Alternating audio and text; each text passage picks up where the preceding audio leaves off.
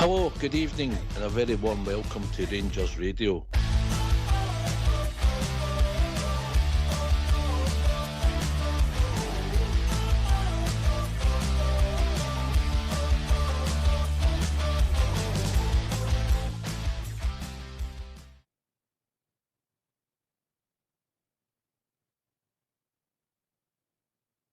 Hello, good evening, welcome to Rangers Radio. Join myself, Oxford, on the show this evening is my mate Albert, my mucker, Port Bear. Evening, Albert. Evening, mate. How are you, Stu?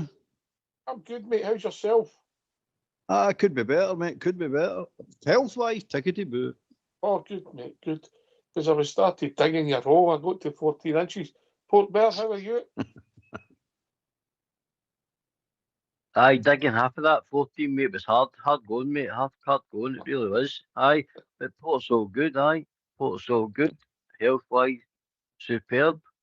Our man, as I've spoke to you about, doing very well. So, aye, back to normal again, mate, for a wee change. Good to hear from you, mate. Good to hear from you. Right, we're going to put yourself on mute, but this could take about 14. Albert, get it off your chest. Well, where do we start with that nonsense last night? I think we'll go to be brutally honest right up front. The league's no done. I know people are saying, oh, we can't do this, we can't do that. We're going to keep believing. Being Big Marvin says, keep believing. We're still in the race, but we've got to be brutally honest about it. If we keep putting performances like that in, you're not winning any league. You're not going to win any cup either, playing the way we're playing. It's just not good enough. If we get outfought, outplayed for 90 of the 96 minutes, mate, and that's a fact. We walked out of there, stole a draw, and that's a fact. The goal stole we a draw. deserved. All right, we stole a draw at Easter Road. We stole a draw there. So that's Easter Road, garbage. The first half of the Kilmarnock game, garbage. And that game there, the whole game, garbage. It can't be that teams are out fighting us, mate. It's not right. It's just simple. Teams can outplay you because they can play a good bit of football. Well, we've got to give them credit for that. But out fighting us, nah, that's no exception. It's just no. I know a lot of people are saying that, but we're starting watching this week in, week out with certain players. It's not all just doing it to certain players. It's a team game. We've all got to pull together, and they're not pulling together, mate. It's blatantly obvious they're not. There's certain people who want to play their own game. There's certain people no interest in playing at all, like your gas man. But last night, we get treated like wee boys. We get bullied all over the park, mate. All over the park.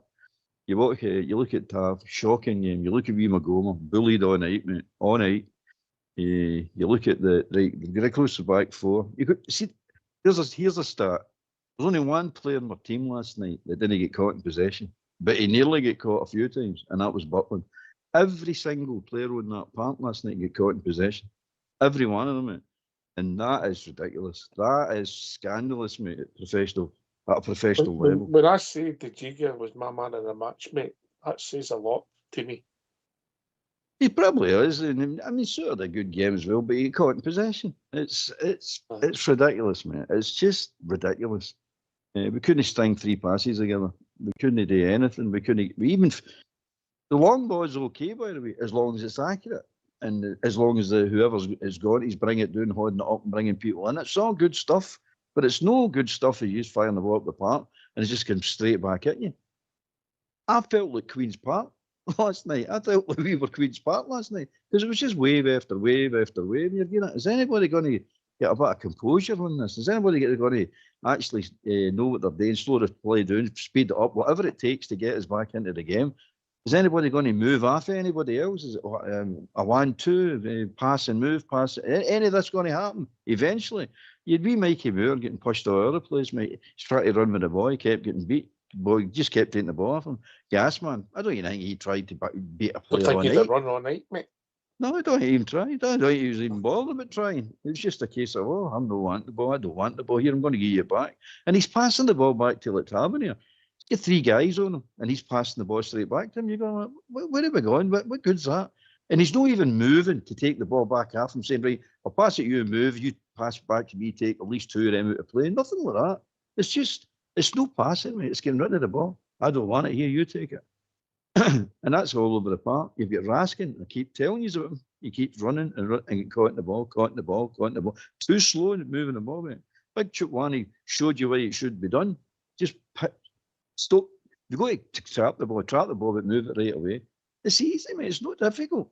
But what's happening with us, if he's doing that, there's nobody moving into position to take the ball and then moving again to take it back.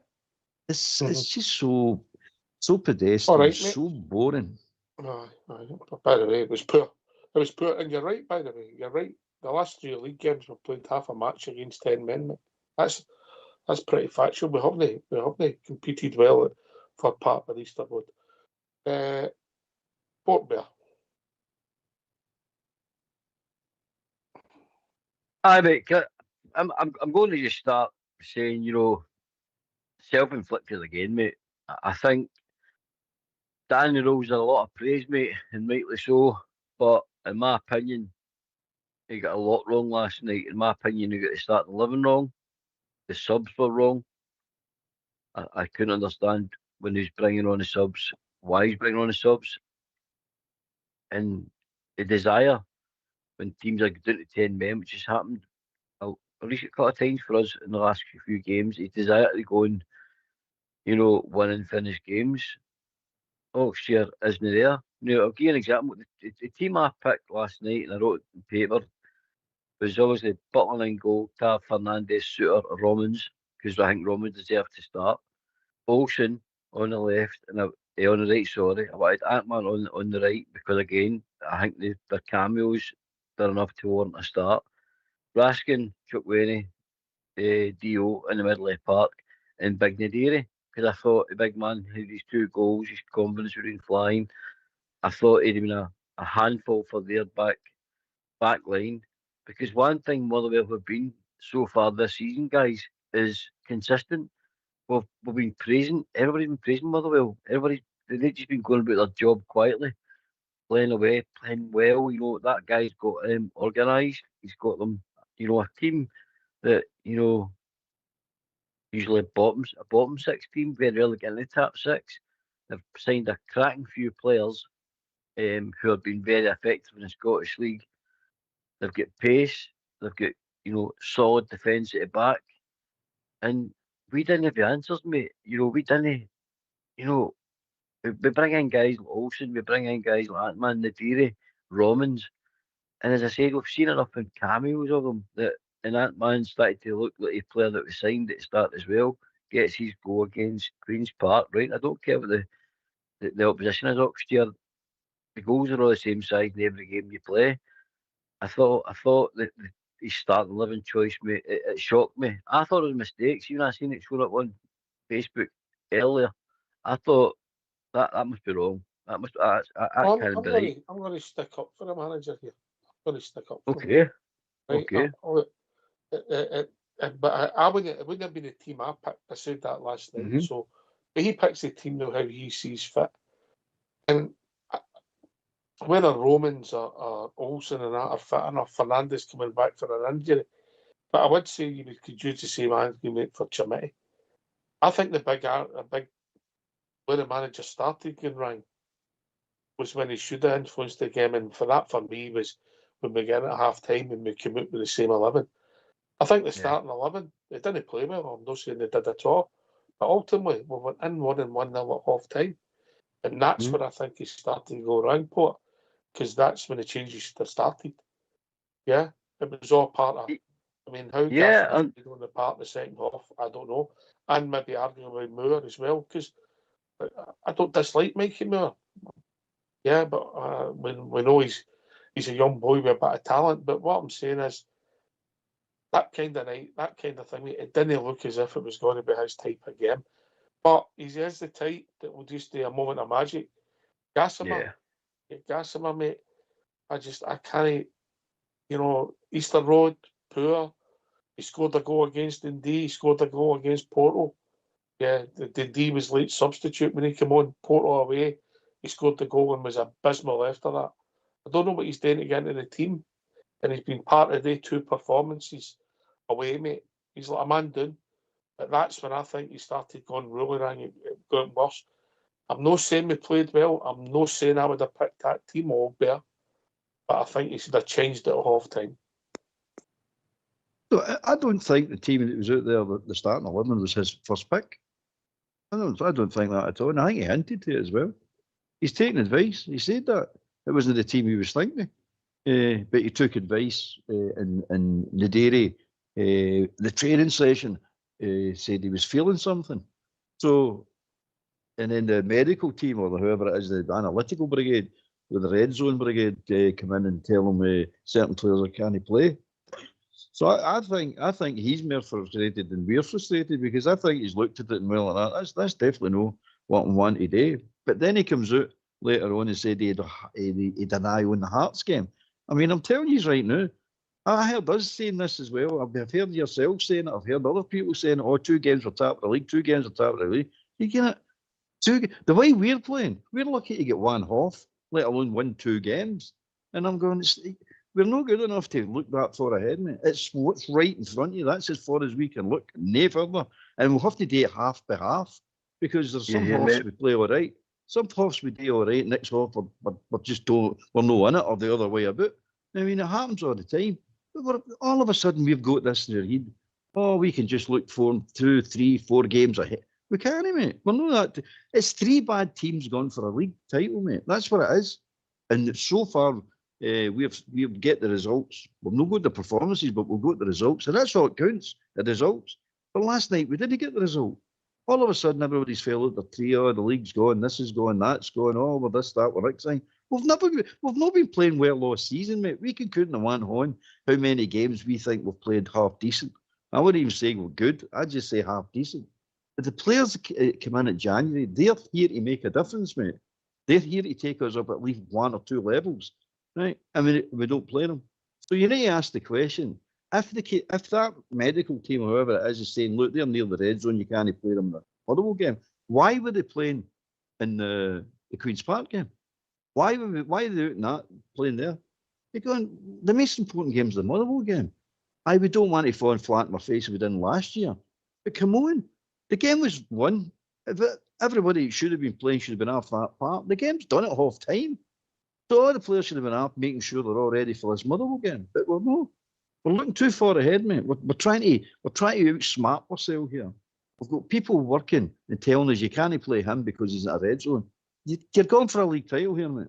You've got to get the guy on the park to win the game.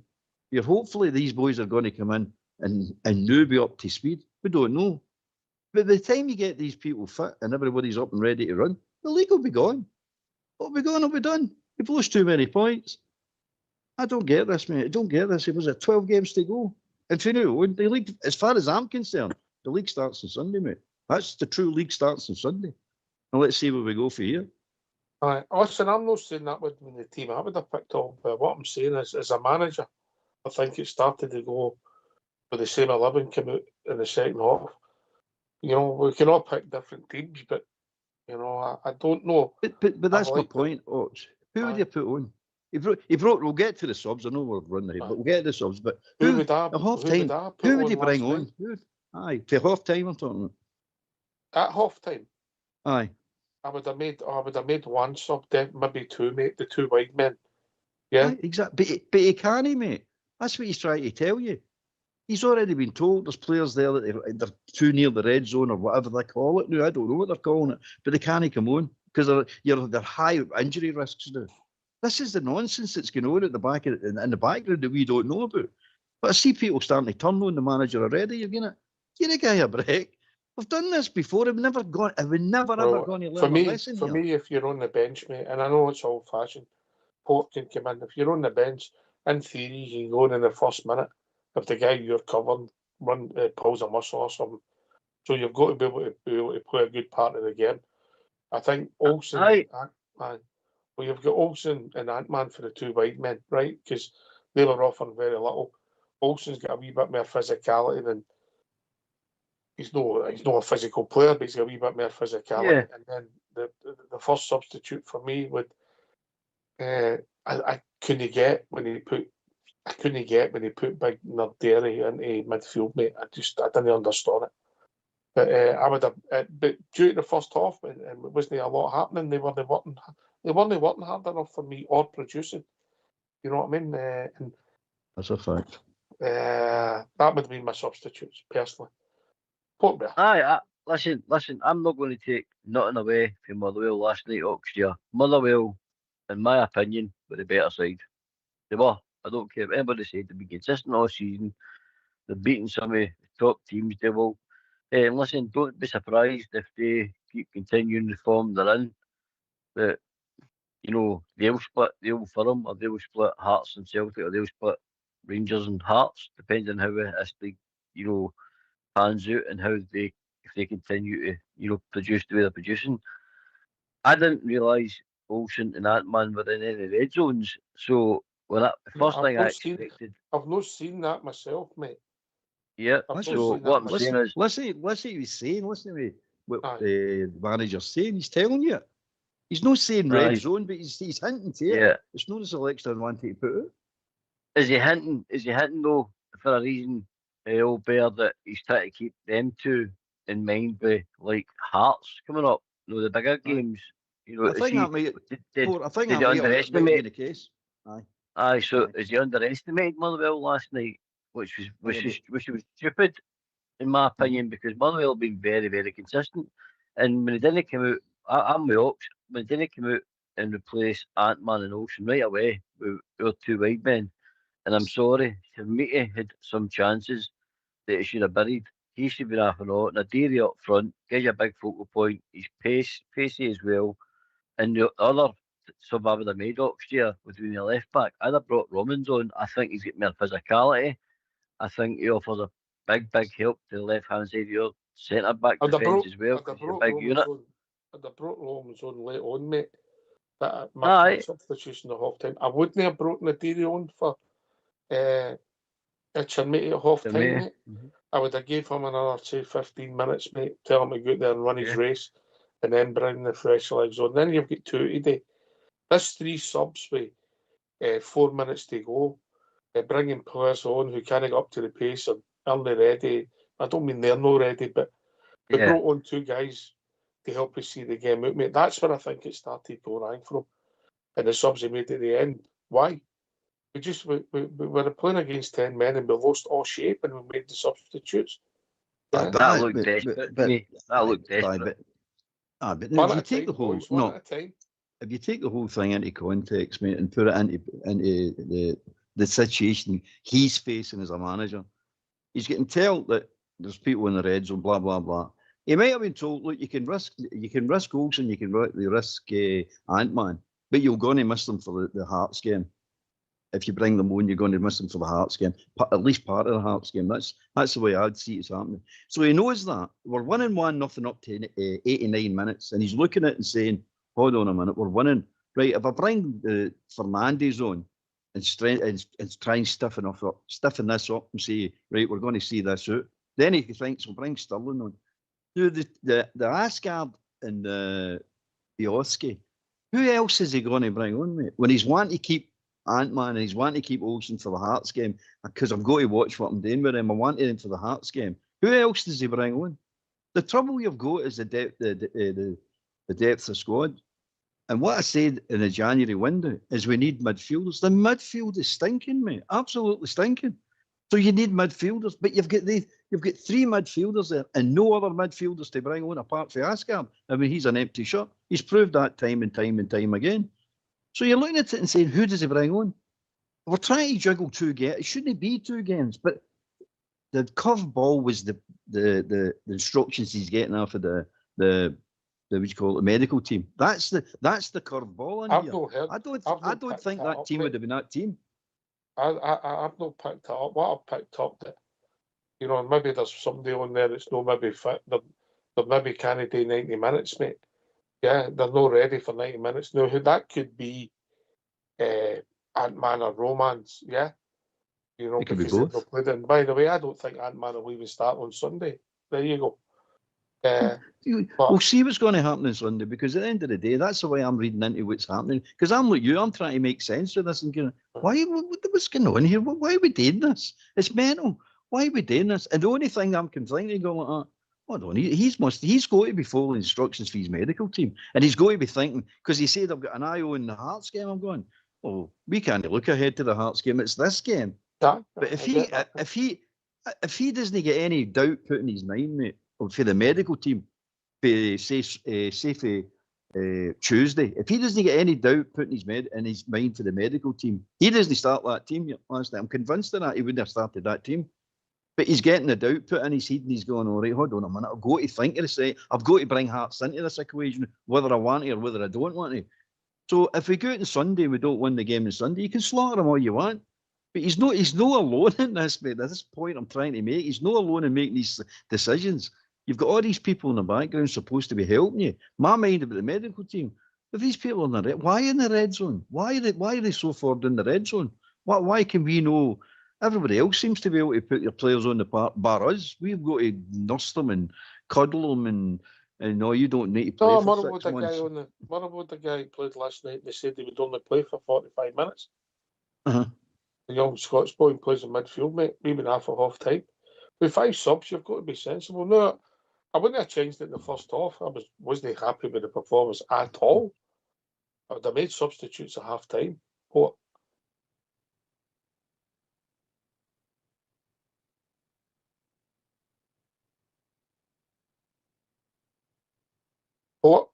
turned into Bridgeman all there, isn't he? Did there, aye. So, what was saying there? You know, I was surprised when he brought on Miovski, Asgard and Stirling, when I felt he was trying to hold on to that 1-0 far too early, mate. I thought he was inviting a lot of pressure from Motherwell, and Motherwell were more than happy to give us the pressure. You know, they hit the post. You know, their wingers were causing this constant hassle. I thought the better idea would have been to bring in, you know, bring in Fernandes alongside Giga, bring on Romans and Cav and go 5. If you want to hold out Hawksteer, you go 5 at the back and you hold out, get Raskin deep, get Chukwane deep, and you play, you know, for the 1-1, not 1-0 win. But to bring on Miovski and Asgard, you know, and bear in mind Stirling's in amongst that Hawksteer. Stirling could have played the midfield role where we're solid, but aye, we could have been a lot bit stronger, mate. I feel it's just weird. I'd have left Miovski off and Asgard off and just dig in. A Walter Smith, mate, dig in, back 5, 4, and even the one that's up front, he's got to work back and fill gaps in. That's how you see it a game, Hawksteer. That's why I question. That's when I think the first saving I come on was I think he got the subs wrong and the starting 11, mate. And I think he's got to take some. I think he's got to take some responsibility for that. I still believe that. He has got to do it. I agree with that. But you got to remember, there's another mitigating circumstance here. He had to take Diamandi. He was booked. Raskin was booked as well. But Diamandi's a bampot. And he sees it with Diamandi because he started getting involved at the far end of the park. And he went, oh, enough of him, take him off, go to him off. Because that McLean, you know, like that clown, he was having a nightmare last night. I mean, he's bursting to send somebody off. And it wasn't a Motherwell player. He got forced into sending the Motherwell player off who should have been sent off. So you're looking at all the circumstances, and then when you look at it that way, you're going, the subs are still bad subs, don't get me wrong. I don't understand why we're trying to close it out and we bring 2 players on that really can't run. And you're saying, or no, keep the ball. But one thing it baffled me, it really baffled me. They're down to 10 men. We're in the last 10 minutes of the game, right? And we stopped working, but there was no doubt about it. We stopped working. Anytime they went into our box and we cleared it, it's going to a Hearts player, a Motherwell player. Look how long it took us to close that down, come out and close it down. You're going, we're not working. We're still working. But the thing that really baffled me, they're down to 10 men. Why are we not going man for man? If we go man for man, everybody wins their battle. We'll still get a spare man. Why are we standing? How did Motherwell players get space in our half, mate? That just baffles me. I know it baffles me. That's what Raskin does, mate. He just chases a bit like a bampot. He's no discipline in him at all. Diamandi's not much better. But you're looking at it and saying to yourself, how are they getting space in our area? Only 10 men, and they're getting space. Why? It's just utterly baffling to me, mate. Because you're looking at your team, you're not working hard enough. Sorry, mate. It's easy, Albert. down to 10 man, Oxyear, you know this, down to 10 man, you make the pitch as big as you can. And guys like Ant-Man and Olsen would have found space last night in the wide positions. If we'd have set that team up correctly last night and made the pitch as wide as we could and start going side to side to get into the back of their lines, that's how you beat a team with 10 men.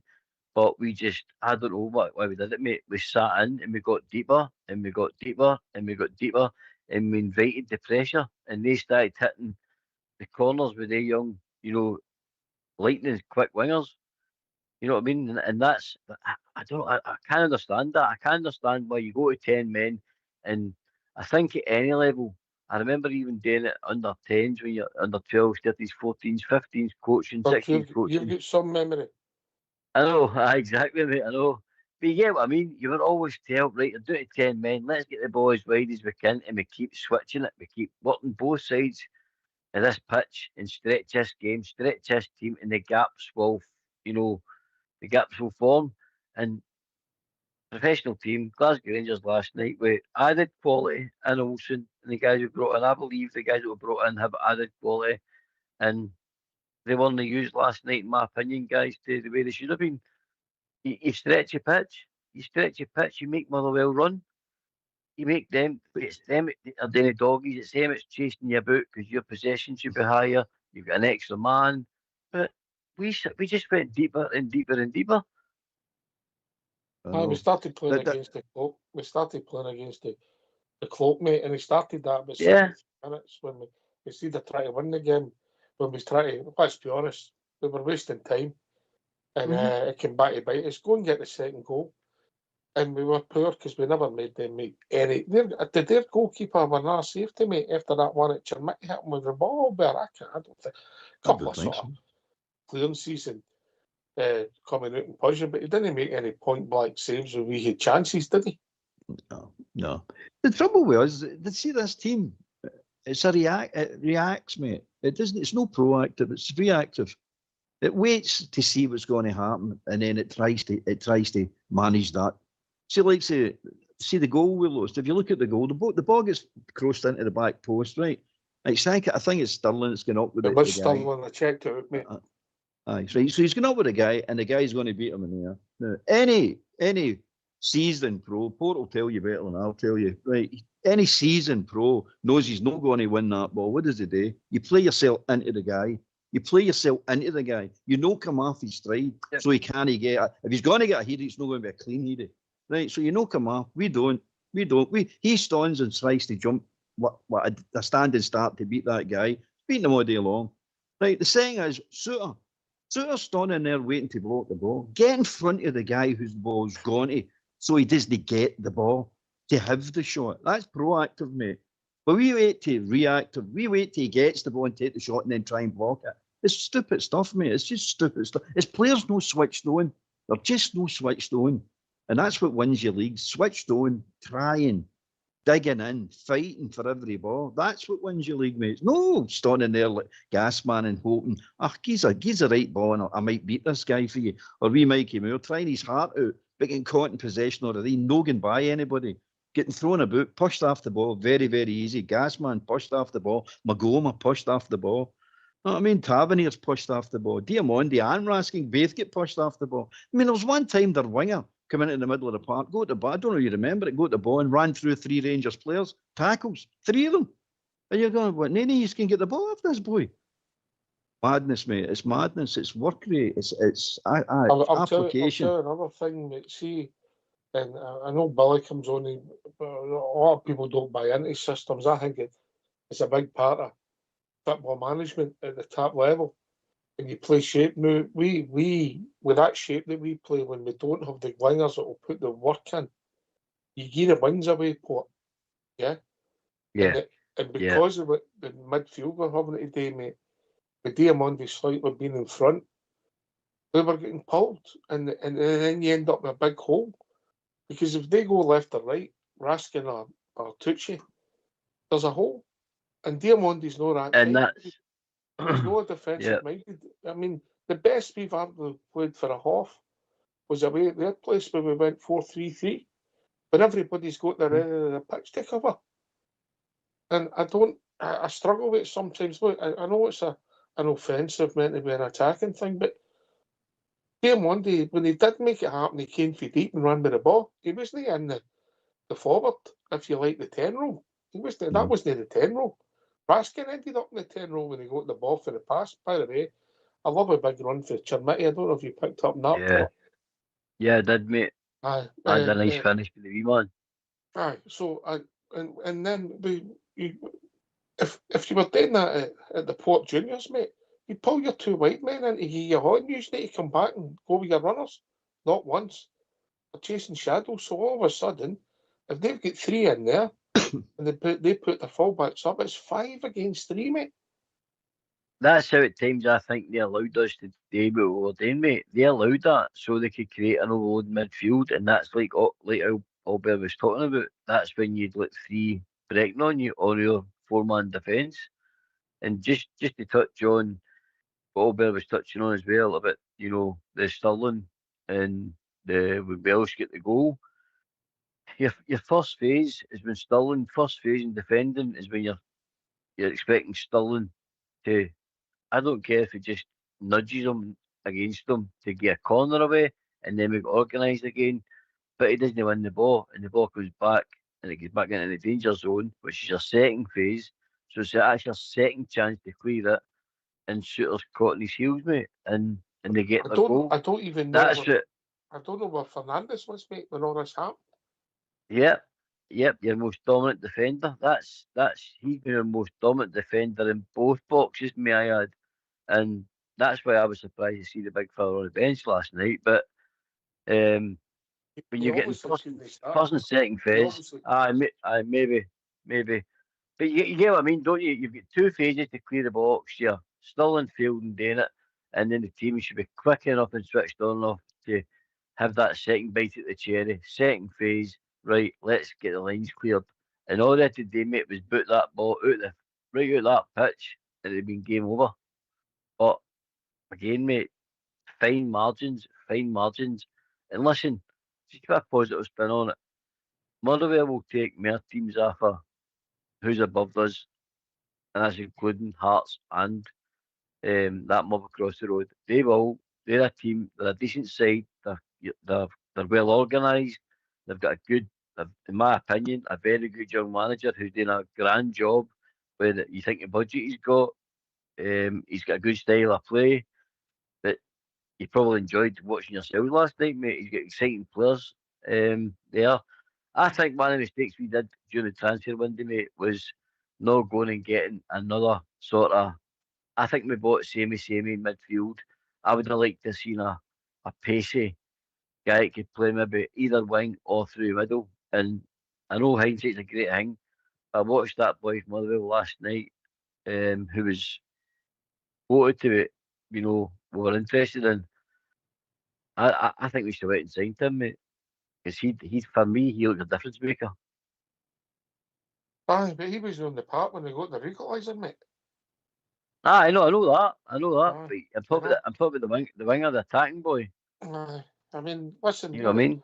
I think the frustration comes with, what I think we all agree that we weren't great and one of the best team on the pitch. But the frustration comes from when they get down to 10 men and you've took the heat of the game all better and we get it wrong for there on it.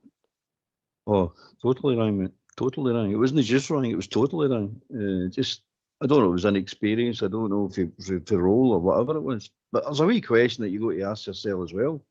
That I was asking myself is, could you name any Rangers player last night that would get into that Motherwell team on the performance last night? Any Rangers player? I don't think there is. On that part last night, I thought the only one that maybe was the Jigger, mate. Maybe. But you're looking at Raskin. You're looking at all these international players. How many times did he come and take it up with somebody right in front of him? Particularly in the second half, mate. He done it a lot. He started reading it. He started reading the game, right? You're saying that. No, we're talking. No, and you're saying, right, okay, spring for there. But you've not got the midfield to spring for there, mate. Because they're all as much as. There's just all too defensive, mate, for my liking. Can I ask you a question, Oxford, boys?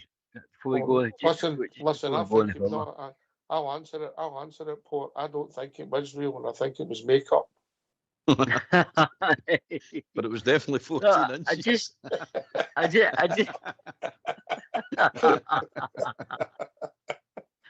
just want to ask you a wee question with Nico Raskin, right?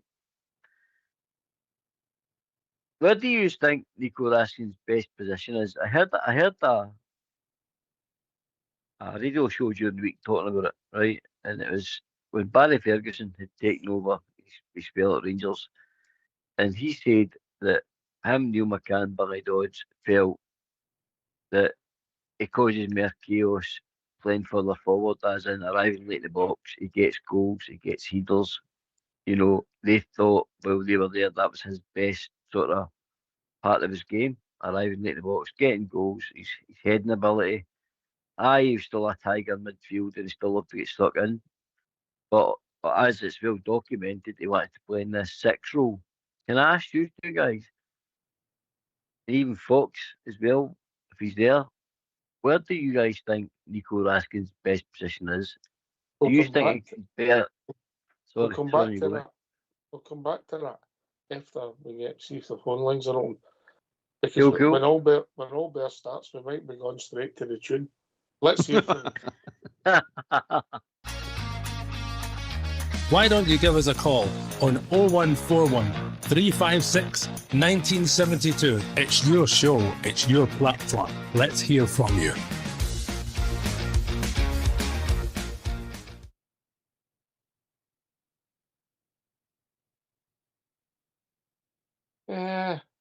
listen, I think Nico Raskin can play in a couple of positions.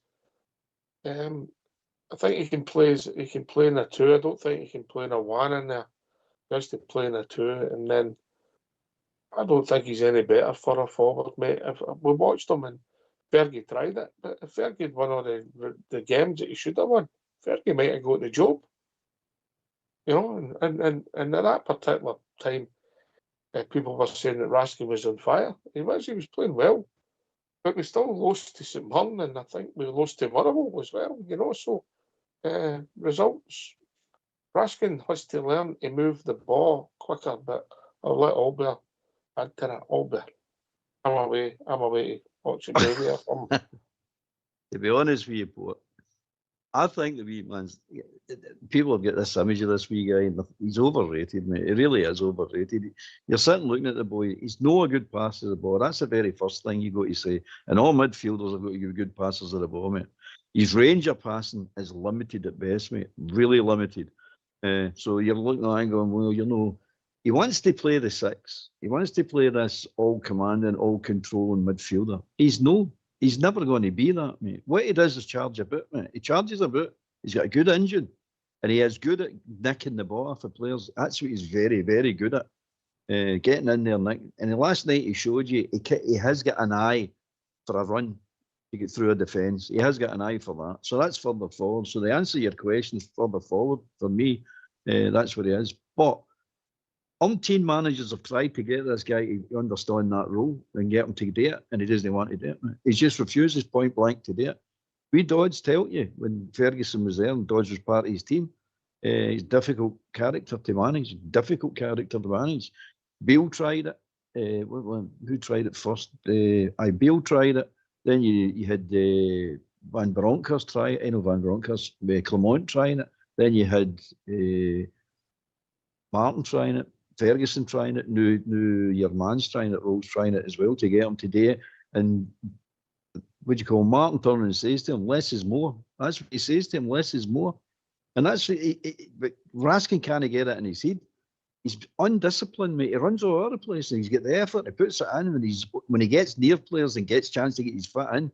He's very effective. But watch how many times he gets played away, played runabout. He's never in the play. Last night he done two brilliant things. He scored that goal, which I thought he mishit, but it still went in the net. Doesn't matter. It was a good goal, really good goal. And the clearance he done. They were the two things last night. You go, that was brilliant, absolutely brilliant. And he actually got smashed when he done the clearance as well. But see his actual overall play. Now, tell me if something he done last night, apart from the two things in that whole game, mate. That whole game. Did they control that midfield? Nope. Was he looking? Was he getting tackles in? No. Was he actually spraying the ball about the place? No. Was he on the ball? Aye. Does he get caught in possession? Tons of times, mate. That's all he ever does is get caught in possession. Now tell me one thing, Port. You answer this to me. A midfielder, particular midfielders, getting caught in possession. Is that no the worst crime in professional football for a midfielder to get caught in possession, mate? 100%, especially if you're caught deep. You know what I mean? Sometimes you get away with it if you're caught further forward because you're with, your midfield mates behind your defence. But if you're playing that 6 and you're losing the ball there, mate, that's a massive problem because you're inviting your pressure straight on you. No, the reason I'm asking it. Does he lose the ball there? Does he lose the He ball does. at the time? Does he? He does, He mate. gets caught in And his possession all the time. His passing's short at times as well, mate. He really sells players, bad passes, and I've seen some players getting hurt because of it, because he's sometimes 5-10 yards short with passes, mate, and they're nicking it, and then before you know it, they're breaking on you. No, I get it. I mean, he's no I love Nico Raskin, right? But I kind of keep covering him for him now and say he's just a young lad, He's a Belgian international. He's picked regularly for Belgium. He's quoted to be, a lot of interest for doing south. Just before the transfer window shut, there was quotes that there was money being offered for Raskin. There was Engels and all that carry on, but so there is people that must see something in him, all the statisticians and all that, and all these people that do that Moneyball football. But I do think he needs he needs a lot of improvement in his game to take his game to the next level if he wants to go and play, where he wants to go and play Chelsea in the Premiership. Aye, mate, he needs a big lift. Well, and I'm getting to him more. I'm just pointing out something about the player. I like the guy. I think he's got attributes, mate. I think he can be a good player for a team if he's part of the team. He wants to be the team. That's his problem, mate. Charging about all other places doesn't make you a good player. You've got to know what you're doing. You've got to be clever on the ball. You've got to move the ball. You've got to arrange a pass. You've got to see the passes. You've got to be part of the team. But he doesn't. I don't see him doing that. I think he takes away from his own game, mate. We try to be this guy that he thinks he is, and some of the Rangers fans think he is. I just don't see it in him, mate. I'm looking at that. I don't think our midfield's right at all. I think it's crap. I look at it and go, nah. See what they done in the first 6 minutes of that game. I thought the midfield last night in the first half was the best part of our team, mate. That's not a big compliment, but that's what I actually thought. I didn't, mate. I thought the defence, I thought Suter and Big Jigger were the best part of the team. Even Butler. No, the first half, mate. I thought that they ended up putting us under pressure a lot, and we got a jail one. See the one with Suter get fouled. There wasn't much of a foul, mate. And they passed it straight to one of their players. They just no clearing the ball quick enough puts us under pressure a lot. And Butland, he put one. Apart from the goal, but see, like say, apart from the goal, the midfield scored that goal. What else did they do in the first half then that made them so good? It wasn't a big compliment, Albert. I mean, see how Diamandi broke up the park. That's what you call a good midfield. He breaks and nobody's getting near him. You looked at the other players, nobody was catching him. And then you see Raskin's up the park, and then he does right. He points to Diamandi where he wants the ball, and the big Jamaica runs across and takes the players away, and a wee gap between the players opens up, and he's in behind them. Brilliant, mate. That's what you're wanting your midfielders today. That's what Charmetti's wanting his midfielders today. He's getting that ball and he's wanting midfielders to run by him. But you're not getting it. You got it last night and look what happened. We just walked right through them and scored a goal. You're getting it. That's brilliant. I thought, this is things to come. This is going to look good now. We're going to take 2 or 3 off of them tonight. And then it's down tools. No, we don't want to do that anymore. You just walk through them, But it's crazy, mate. It's just the crazy. other thing I know is with the young Mikey and Gassama, mate, and I'll give Mikey off a point. For these places, when we go away at home in Scotland, when we go up to Aberdeen, and all right, Tannadice, I know we're not playing against the best teams in the world, but traditionally they're hard games, and especially with the conditions being like they can be up at Pittodrie and what you face. Like the park was Well, Motherwell seemed to do all right in the last night, but however, everybody has to work for the team, and carrying 1.5 players, mate, it's too much for me. And that's what I watched in the first half, mate. And maybe I'm putting too much criticism on the two wide men, but they were letting O'Donnell, young Mikey, in that first half. O'Donnell I thought you were watching Cafu. Aye, that's how I think. When the series we brought in over the January transfer period, mate, they were all 6 foot plus. Romans has got physicality. You can see it when he's got a neck like Mike Tyson. He looks a physical. He's good in defence. He's good at getting forward. They signed Scott Wilson, again another 6 foot pluser. The boy in the midfield, Big Chuck, he's the same, and that big unit. That's what you need. Some games are good where guys like Mickey Moore, Gassama will get space, mate. They'll get space, they'll get grass in behind them, and the games won't be as physical, and they will shine in games. But like you're saying, when you get up to tough places like maybe Dens Park, Tannadice, in a cold night, Pataudry, I just don't think some of these games, it's horses for courses for me, mate. Sometimes I think these wee guys, younger boys, just need a wee rest out of that. And it's not necessarily to come on in a cameo. I'll take it. And I'm not blaming him because we lost the game, or drew the game, sorry, because he wasn't in the park when we lost the goal. But I'll ask you this. When was the last time Gassama had a good game? A good game? No, it's been a while, mate. It's been a while. And I'm going to throw some back at you. 14 games ago? Maybe more. You want maybe more than 14, Albert? I can't remember, mate. It's that far back. I just can't remember at all. He scores a couple of good goals and he's done a couple of wee things, but in a full 90 minutes, as he's When was the last time he teams. had a good game, mate? Yeah, that's what I mean. A good game.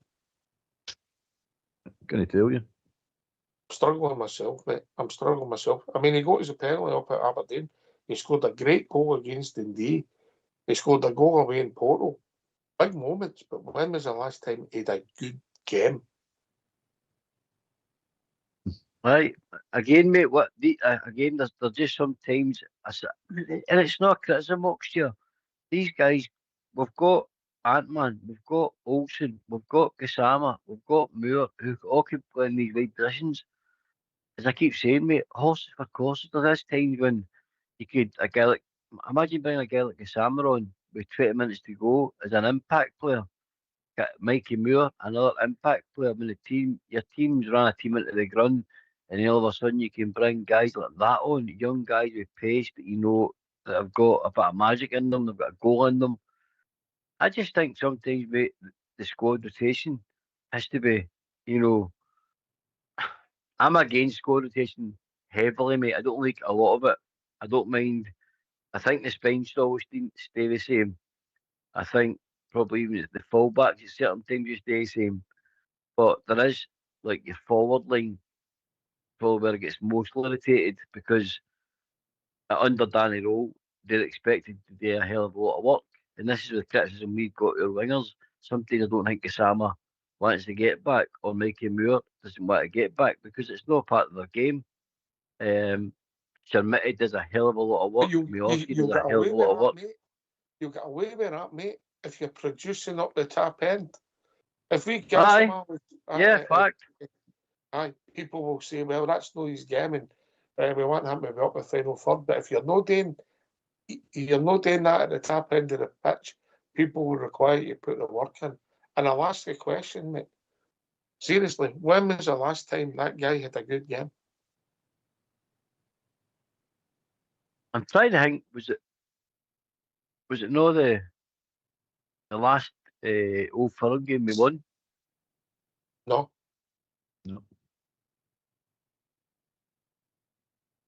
I'm struggling then. I'm absolutely struggling.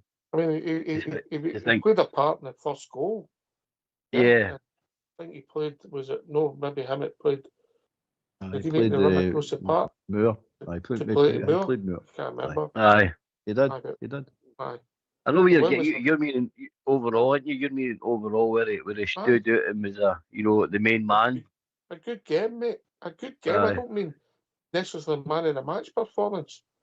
Yeah. You know what Mikey Moore last week, he started the game well against Kilmarnock and looked our best player in the first half and he was arguably man in the match. So you say he had a good game. By the way, I don't like Asgard, as you know. I'm not his biggest fan. Up at Pittodrie, I thought he did an excellent game that night. You know, so I'm just saying, I'm not saying man in the match performance, but when was the last time that we man had a good game? And this, with this petulance and this face, I don't know about you, but it just winds me up, Albert. He starts knowing it. You can see it, mate. He's a party of chicken. He's no interest. He falls down too easy. He's thrown off the ball too easy. He doesn't want to know. He just simply doesn't want to know. And you know that you know it within 10 minutes, 15 minutes of a game. You're like, he's not interested in it, and he's not been interested for a while. But I'll tell you better that the team. 12 out of 12 teams in this league, by the way, I think we're the worst passing team in the league. To be honest with you, mate. Our passing is ridiculously bad. It really is. I mean, every team we play now outplays us, outpasses us, and everything. No, I mean, they just look better. And you're going, why? What are they? I mean, that last night, the weather wasn't good, the park wasn't good. Didn't seem to bother Motherwell that much. They just kept zipping the ball about. And you're going, well, how can they do that? We can't do that. There's just something strangely wrong here, by the way. It's beyond belief what's going on here. But we're passing is diabolical, mate. Diabolical. I'm sick of listening to other teams being better than us. Hibs were better than us. Motherwell's been better than us. Dundee United were better than us for half an hour. Well, maybe more than that. Aberdeen at times up at Pittodrie were starting to play half the park and all. And you're saying, well, what's going on? Kilmarnock, the first half at Ibrox, played us after the park and all with 10 men. You're going, there's something no right, mate. It's got to be said. There's something certainly no right with the team. When's the last time I don't think I've seen it this season, that a team struggled, apart from the two lower division teams, but a team has struggled to keep us under control. We've just By the way, bluttered them and played them off the park. Again, we drew. Tannadice, mate, we should have won about 8-2, shouldn't we? But they still played us off the park in times, mate. I mean, they took the league twice, didn't they? Aye.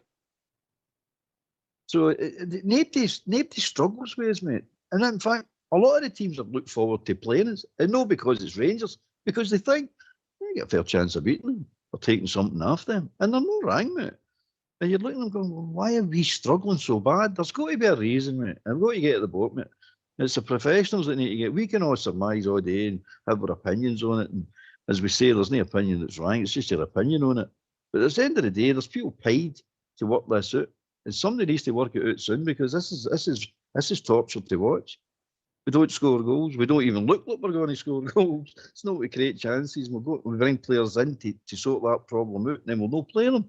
We're not playing them yet. How no? They're not fit. We'll be signing unfit players for them. We're back to this again.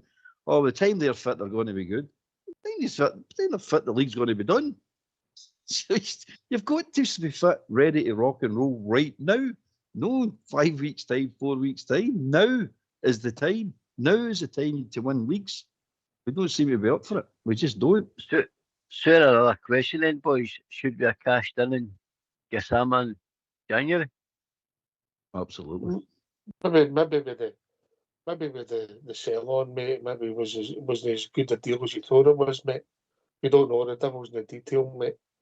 You know, and listen, if it's the manager's decision, but it's only my opinion. Other people might think he's a decent player, and his lip seems to tremble when he's played in the right, you know. And then he got his penalty against Kilmarnock in the sending off. In the first few minutes, I can't remember if he'd done anything after that. They went down to 10 men then, and I don't think he'd done anything in that first half. I'm trying to remember, but I might be wrong. By the way, I'm not saying it was only his fault we didn't play last. You know, I don't think it's any one player's fault we didn't play well last night. I think it's collective, mate. I think it's a whole team, and there's something not right with the team. And he needs to. Me personally, I think it's a midfield, mate. I've always said it's a midfield, and I'll never change my mind with this midfield. I've seen Kabraskin and Diamond are long enough to know they're playing as good as they can play. Braskin might play a wee bit better, but Diamond is playing as good as he can play, man. So it's not going to get better anytime soon. Was Motherwell not just better, Albert?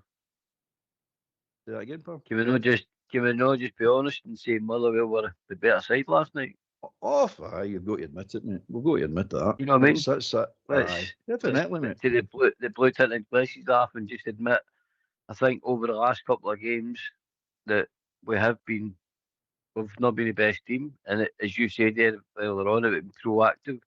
It seems to be. I would love to see it being a tackle that fires the fans up. That affects the team. We've seen this before. A 50-50 challenge. I always remember Kevin Thompson and Robbie Keane. Stadium lifts. Everybody's ready to go. The war started. I love that sort of stuff, right? But that doesn't seem to happen these moments. You get that right, mate. You're off a partner. We had the moment. No, I know that. No, I know that. The moment last night, mate. We had the moment. We were 1-1-0. Their boy makes a silly tackle. A crazy tackle at the halfway line. Red card all day long. How the referee never seen that's another story. But yeah, right. So they get sent off. That's the moment, mate. We've got the game won. That's the moment. That's when you see the game out, and there's roughly 20 minutes to go, mate. Yeah, because it's the 78th minute or something. You've got roughly 20 minutes to go. You're playing against 10 men who have put a lot into the game, and you go and win the game. And we didn't. That was the moment, mate. It doesn't seem to lift, but Oxtear, there you go. You're talking. That's your moment. Why did that not spur us on to go and just finish that game off? We go to the substitutions, right? And we 16 players that are available, mate. We only made two substitutions. And who did we bring on? We brought on a centre forward and the number 10 role in midfield. And then we brought Fernandes on. That was for substitutions, mate. Aye, mental, mate. Absolutely mental. Do you know, just to touch on it, it's interesting to hear what the punters have got to say, mate. Do you not agree? Aye. Everybody's frustrated, mate. I think pretty much everybody's saying the same thing, what to tell somebody the day calm down, he was getting his own sore head. We all feel bad enough without reading it every 2 minutes all better. I know. One of the things is a concern. I mean, GB was making the point the other night about the booing at half time in the Kilmarnock game. And I agree, it shouldn't happen. But did they make a point that the people were booing? And GB was making the point that it's the collapse we've seen over the years. That's what they're anticipating, this collapse again, and they're letting them know we're not accepting any collapse. Just get your finger out and get into these games. And then they walk out and do that against Motherwell. Now, Port says Motherwell were the better team. No doubt about it, Motherwell were the better team. But I mean, it doesn't mean you just roll on and let them tickle your belly. You've still got to put the effort in. And we did not cause them any trouble at all, any hassle at all, mate, for the full 90 minutes. Apart from the 6 minutes we scored the goal. Apart from that, we didn't trouble them at all. We didn't even trouble them down to 10 men, mate. That's how bad we were last night. They're going. And that's not the first one. That's not the first time, mate. Easter Road the same, mate. Now it brings you the big question. Your famous saying is, it's not the dog in the fight, it's a fight in the dog. Is that fight in their dog? I don't see it. It's no my saying. It was Ian that used to do Rangers chat back in the day, mate. That was his saying.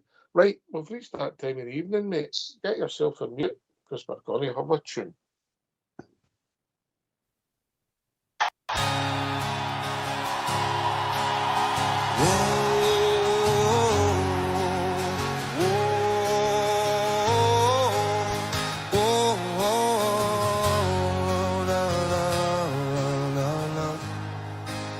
It started down in Flesher's Hall.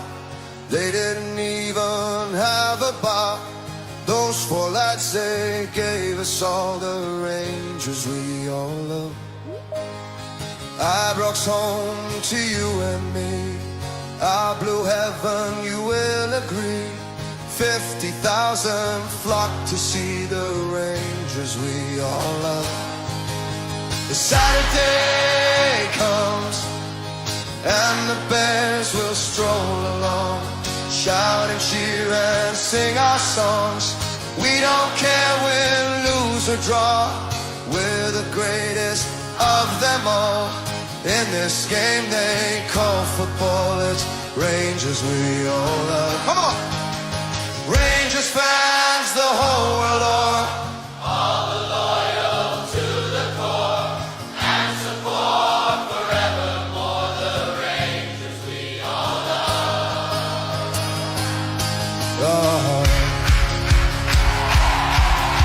The Saturday comes and the Bears will stroll along, shout and cheer and sing our songs. We don't care win, lose or draw, we're the greatest of them all. In this game they call football, it's Rangers we all love. Rangers fans, the whole world o'er, all the loyal to the core, and support forevermore the Rangers we all love. Rangers fans, the whole world o'er, all the loyal to the core, and support forevermore the Rangers we all love.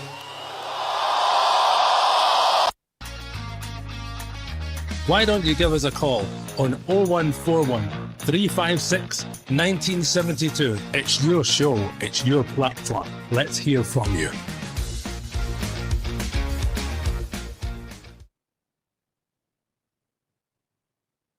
That's Mr. Fox's favourite song now. I think he likes it in 7, 12 or 14 inch, the versions, but he likes that and it's one of his dreams to get it played that everybody sing it. Ibrox song there. Oh, aye, definitely. Especially that big drum gets going. He likes it, mate. He likes it. He thinks it can be done, mate. Get it said out there. Good tuner, Port Bear. Aye, it'd be excellently played on the 14-inch drum, mate. I think that'd be the best, sort of bass for that. Aye. I think we've been joined by Billy. Evening, Billy. Evening, lads. How you doing? All right? How you doing, mate? Not bad, pal. How you doing, Port? All right, Billy, how you doing, Mucker? Aye, sound, pal. I've camped down anyway, mate. I can say that. 24 hours is a long time, eh? I was spitting teeth last night, troops, but... It's ask me in Allbear. It's hard right after a football match, Allbear. Oh, I know. See, try to hold your temper. It's no easy, Willie. It's no easy. Oh, You done well, but you done well. We leave our... Sorry, we don't leave. We wear our hearts on our sleeves. That's what's good about us, But, listen, we can talk about tactics all we want, right? That Allbear, this was Port Ox. This was something my wife mentioned to me last night, right? And at first I thought to myself, what's she talking about, right?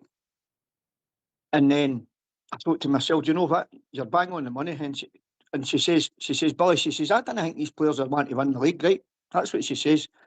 And that got me thinking, big time. I says, why is she saying that, right? And then I tried to weigh up, and I thought about it all day, right?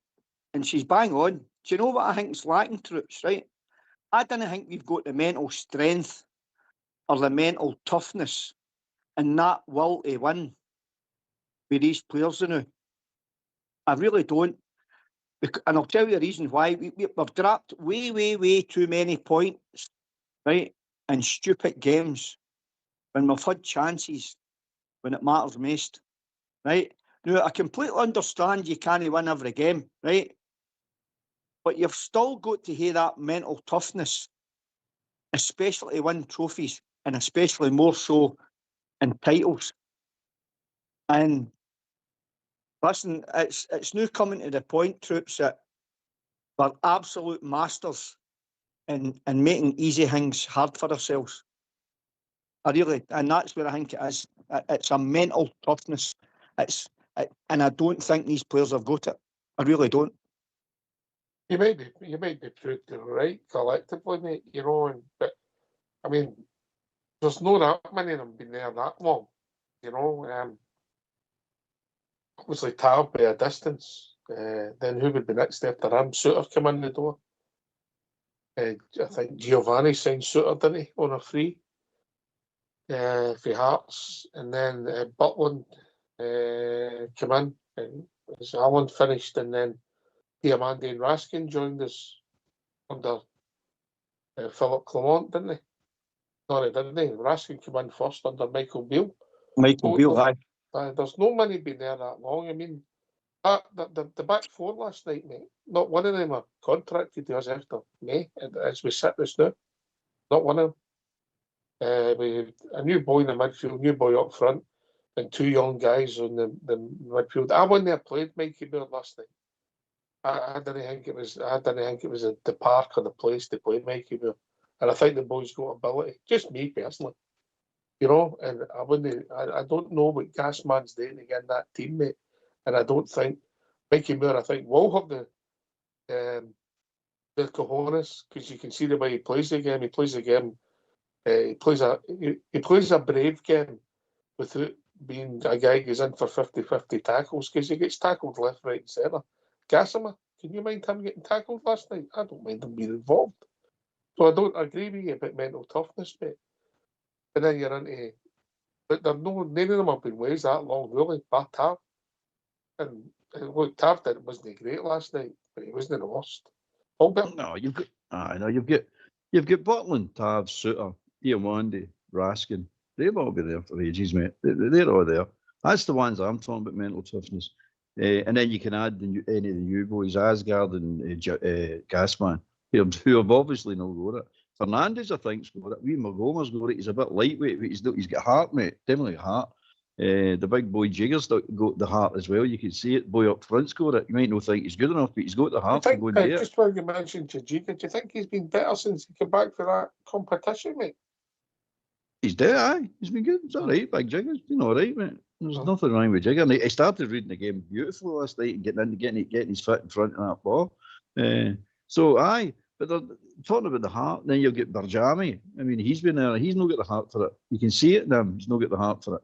So we're sick of watching players that we know have not got the mental strength to go and win anything. But that's who he's got. We couldn't change the whole squad, and we couldn't bring enough players in the January window. But you brought them in the summer. But you're not guaranteed that the ones you're bringing in are going to have the mental strength, because you don't know till you get them in the park. As Gasmer's proven, he's the heart of a chicken. You can see it, mate. He's not interested. Even then, as soon as they go and gets tough, sucks it. Don't want to know. Not interested. And the rest of Scottish football are seeing it, and that's who they're going to target. Magoma's lightweight. That's who they're going to target. Last night was a proof. Tav's not got the legs. They're going to target him. I mean, it's not difficult to see where all the problems lie. But the one thing one of the things we need to learn, and what Danny Rowe needs to try and do, which is practically impossible, is pull these players together and give them the heart. You can't put in what God left out. Keep saying that. And if these players are not going to buckle down and say, right, I need to show bravery here, I need to roll the sleeves up and get tore into this, nobody's going to beat me in a 50-50 battle. It's my ball all day long. We don't. We lose 50-50 battles all over the park, mate, all the time. You're lucky if they've said there's 30-50-50s. We're lucky if we win 3. Lucky. Now, you watched that last night. I mean, Motherwell just bullied us all over the park, mate. No doubt about it. A nice football team, but they also have a wee bit of steel about them as well. And they just bullied us all over the park, mate. And we stood back and let them do it. Because that's the way we are. These players are like that. These collapses have happened in the past. And this is what GB was trying to say. We're all waiting for this collapse to happen all over again. And by the way, we're on the brink here if we're not careful. Because the Hibs game, the first half of the Kilmarnock game, and that game last night was deplorable, mate. It's not bad. It's deplorable. It's that bad. And you're saying, no, okay, Motherwell are the better team. Hibs were the better team. But why are they the better team? We've got players in there that have cost us multiple millions of pounds, and we're calling other players better players and other teams better teams. That's not acceptable, mate. That is just simply not acceptable. Not as a professional, not even at a professional level. I mean, these are professional football players. Hang their head in shame. What, Bill?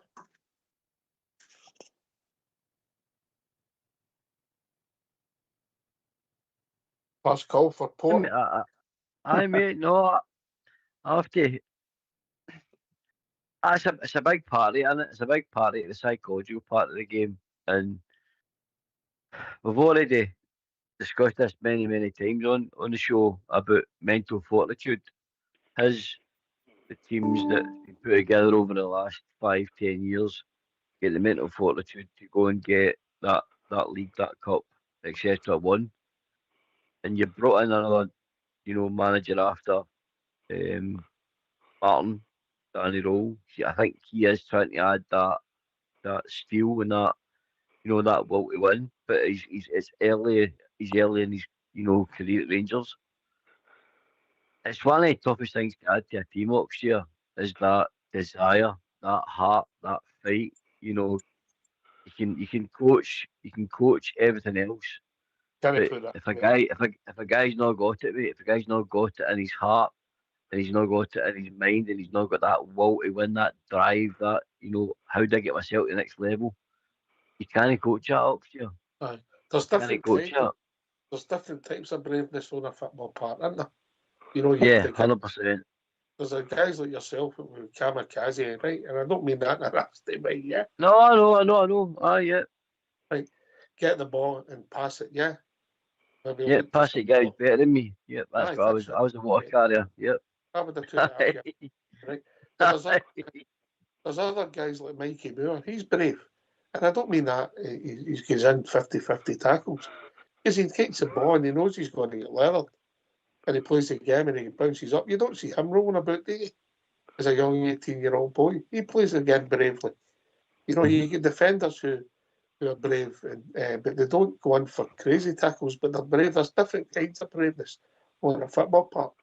And we do lack some of it. And I think the problem was, and see the last 10 minutes last night when John Suter started running out with the ball, it wasn't a night for that. It was a night for just getting the ball up the park. We were 1-0 done, moving the whole team up the park and just sitting. You can't get past us. What did we do? We played 20 years from our own goal with 10 minutes to go. One mistake, one worldie.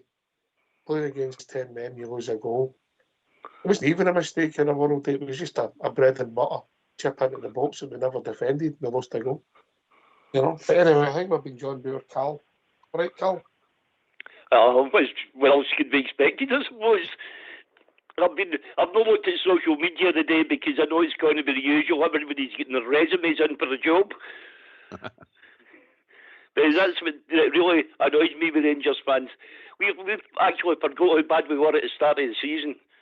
He did say we would have ups and downs.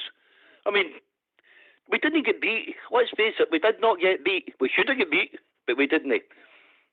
That's one positive. The other positive is Raskin needs taken away and sat in a wee corner and talked to about not having any discipline. And Gassama's going to get this lip tucked in because I can tell he's the same as Ryan Kent. I'll tell you that. His first kick of the ball, he's going to do anything or no. After that, he's not interested. He's not in the same class as Ryan Kent. I'm just talking about, you can tell right away, because Ryan Kent was the same, Ox, you know that. If he go to the ball and get beat, they both like to beat a man twice, if they can. I don't like that. The ball moves faster than you do. You should be able to pass it. Well, see when you get Nico Laskin in that room, tell him that as well. I would love to do that to him. Because he's needing done. How many times does he pass a ball away? How many times does he get short balls? How many times does he get caught in the ball? I mean, I like him. He does give effort, that's it. But anybody can give effort. But you've got to have some product after the effort. I've been saying it for 2 years, mate. Nico Raskin's got a lot of positives in his game, but he's never been a good passer of the ball. And Diamante made a brilliant pass last night. He doesn't do it often enough. Yeah, doesn't do it often enough. That's when you play in that position, mate. You've got to influence the game. That's it. No, but else I was thinking, what did we have as a press committee? Listen, I would have took your meeting off sooner. I would have told so you. Would I. But I say he's the only one that was pressing. He was on his own, mate. He was on his own. He was isolated at times. He didn't have a good game. I'm not saying he did. I'd have told him he was getting 60 minutes and Big Ryan 30 minutes. That's the way I would have done it, mate. Yeah? Aye, and I don't know about the Perora, but Scott Volkson, because we've not seen him enough. You know, it's all right saying that. Remember the big Dutch boy that we got 2 seasons ago? You all thought he was going to be great. He looked the best, and we had to get rid of him halfway through the season. You know, it's one of them. You can never tell. A player needs to play 3 or 4 games to see if he's got anything. Because I've not really seen anything. He scored a great goal. Right, I'll give him that. But I've not seen him. Same with Robbins. I've not seen him defending. No. I'd have liked him on the park last night. I'd have brought him and Sutherland on to show it up either side. Aye. Just me. I would have liked to have seen them. That's it. You're not going to see any of them if they're not there. That's the thing I was thinking.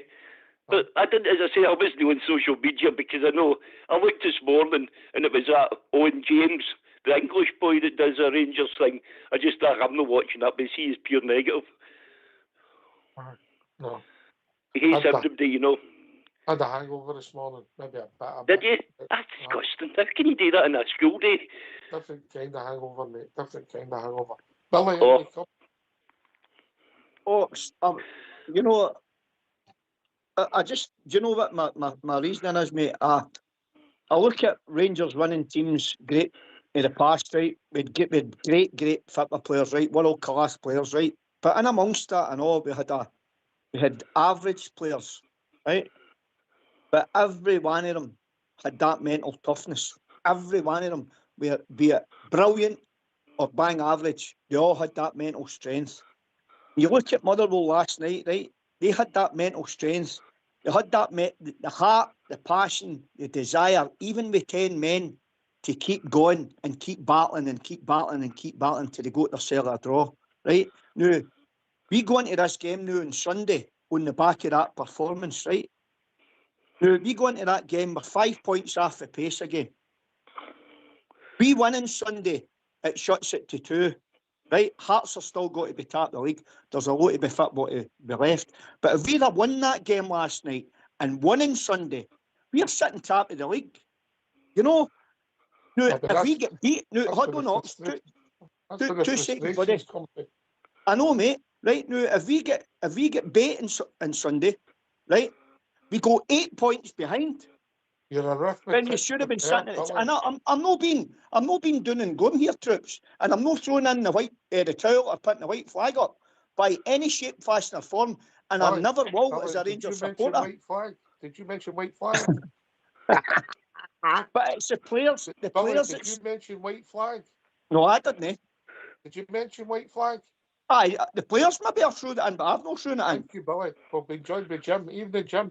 I can't believe you are still talking about a white flag, man. Jim, he's like a dog with a bone. He'll not let it go, Jim. Aye, I know. It must have been a hangover, by the way, man. He's had the hair of the dog, was it? It's the dog's bone he's got today. Last night, big man, I said it the other night. I just said that he had to pick the right team, and I don't think he did, mate. Again, the two we spoke about, he brought them back in again, but he's come out and said the big boy was injured, that he wasn't fit to start the game. Can understand that one. But 7 of that team started the first game of the season for Russell Martin, by the way. Does it tell us something?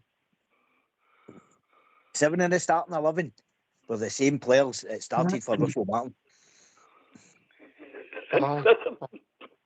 Back in you come, Billy, now the white flag man's in. Carry on, Billy. Well, listen, I rest my case with that, Jim. That says it all. You know, but I wonder what Port would think and all, right? Because I've not spoke to Port on the show for a wee while regarding 4-2-3-1 setup. That setup only works, and it only works, and I'll keep banging on about it. It only works if it moves about the park as a unit, as a whole. When you don't move that system about the park as a solid unit, that's where you get gaps. That's where you get gaps in between the two sitting midfielders. And the defenders, if they're pushed up too far, there's a hole in behind them. You get runners in behind. If the two sit in front of the 4 and the 3's isolated, you've got space in front of you. And then if they want, perfect example last night, Chermiti up top himself when the rest of the team weren't shoving up the park, and that's how he was getting isolated. I don't know what you think, Port.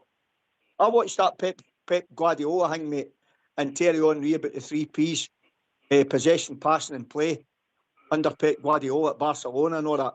And it's bang on.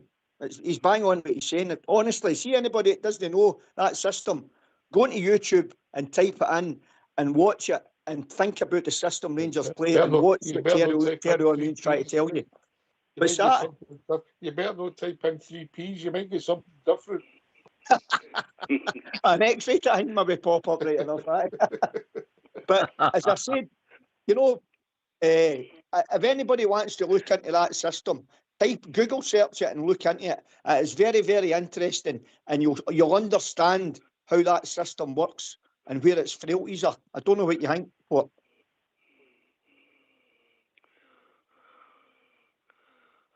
Aye, Billy, you know me. I'm a pretty analytic when it comes to football and all over Europe and football and tactics, etc. But it's to get these systems and these formations to work.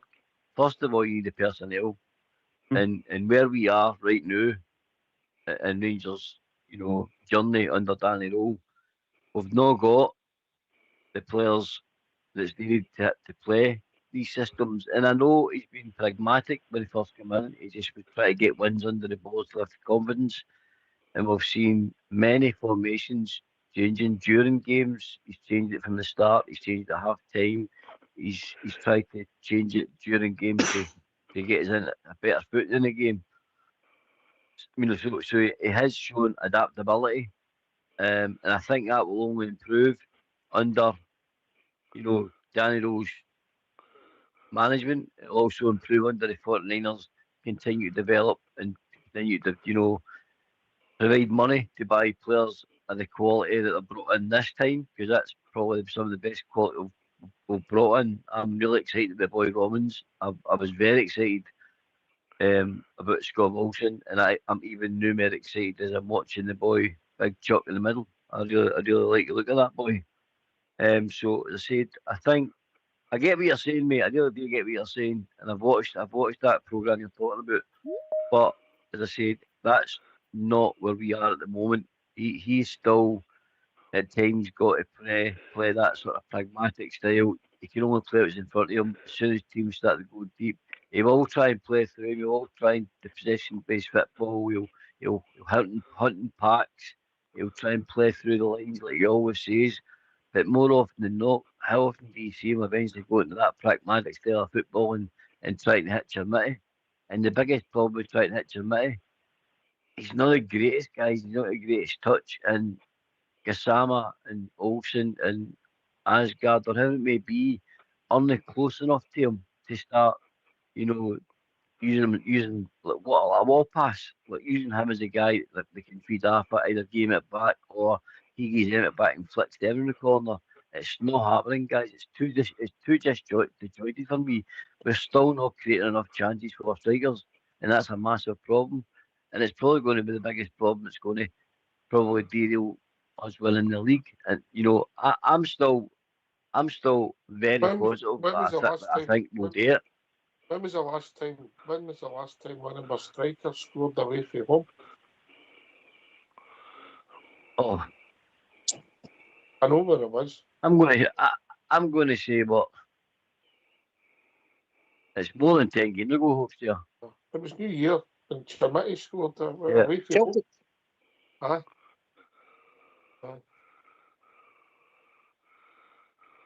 We've enjoyed the wee Al. How we doing, Al? How we doing, Oxy? I hope you're doing okay. Hi, old Bear, Port and Billy. And who else is on there? Good to hear from you. What's on your mind, Al?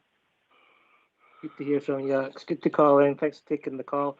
Yeah, I'm just calling in just to say, obviously, we have to keep our chin up here. Eh? That was a tough game last night against Motherwell, but I know we're all hard on the team, and it's heating up for a title. We put ourselves back in the frame to win this title, and I think great points by Port and Albert earlier. I think we're thinking too far ahead. We're talking about making Champions League, things like that. But if you think about Motherwell, they've only lost 6 goals at home all season in 25 games.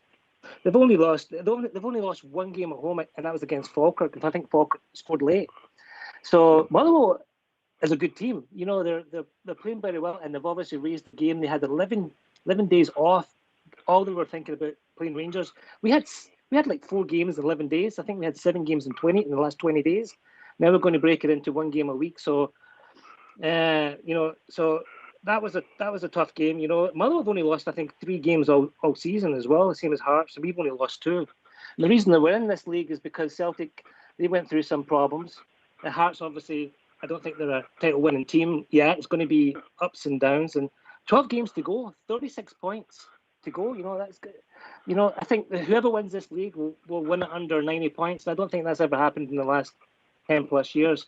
So I don't think we should be turning on the manager. This manager's done a great job. All that he's done is brought in 4 players. You can't change it with 4 players in one window. My fear is we'll do what we always do, and we talked about this before. We'll hunt the manager because we don't make it or we fall apart. And I think it's all in the back to what I've said before in the past. It's all on the players. The mentality of the players that we have that Martin brought in are not a title-winning team, but we can do it. But the fans are going to have to stick behind them. That's the only thing, you know. What do you think? All right, I'll bring Cal in because we'll let Cal say he's flown to what his last month. Well, Cal, and you come, mate. Right, do you know 5 of that team finished the league last season? Aye, Scotland. They was on last night. You can't say we brought in the players and get rid of players. You can't make a new team out of nothing. We've got what we've got. You can't. Oh, you can't play. You played under Russell Martin. It doesn't work that way. When you've got 26 in your squad. Aye. Listen, we're short in certain areas, Cal. Right. Okay. I'm going to go, Ox. But I'll talk to you some more tonight, maybe when I'm in a better mood after. I feel better listening to you, you know, but you talk sense at least. Some of the other ones is getting beyond a joke.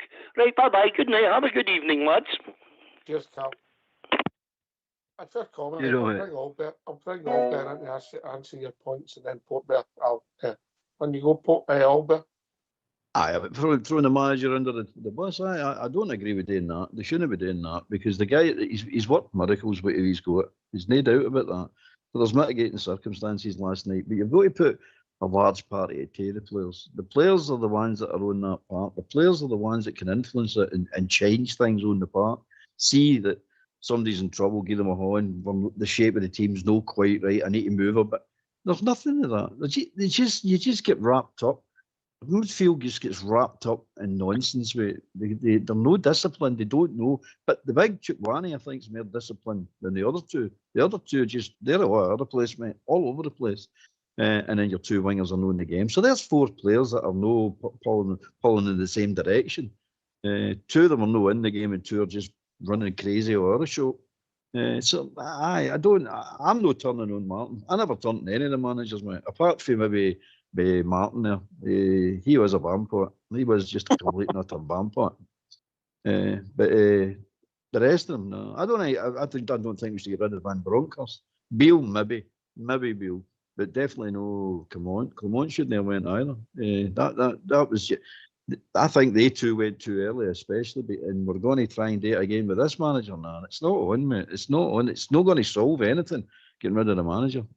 He made the right decisions last night, of course he did, but tried something, didn't work.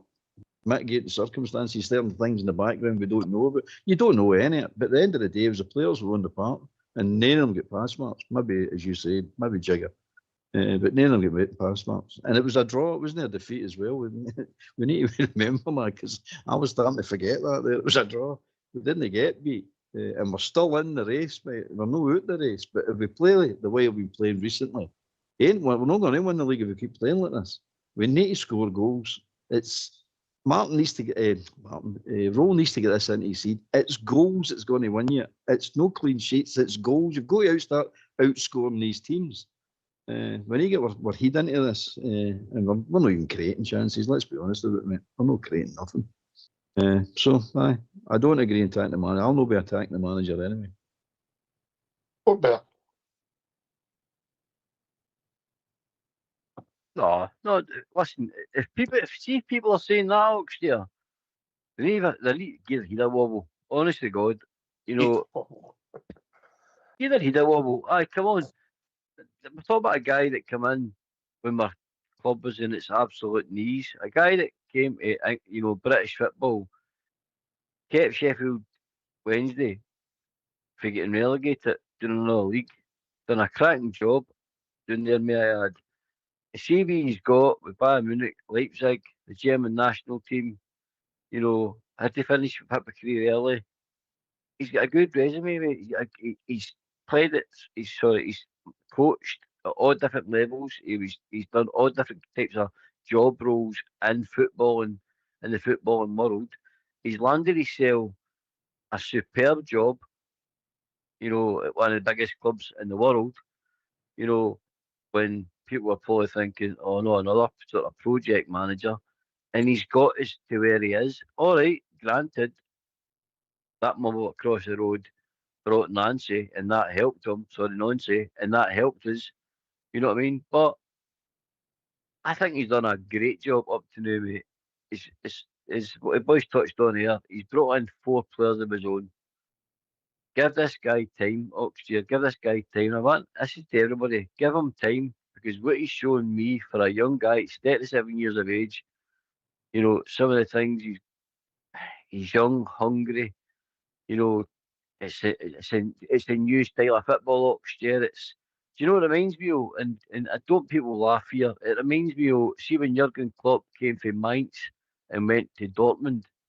Like another guy didn't quite make the grade in football, but into coaching and but done his apprenticeship through clubs to get to Dortmund to get to Liverpool.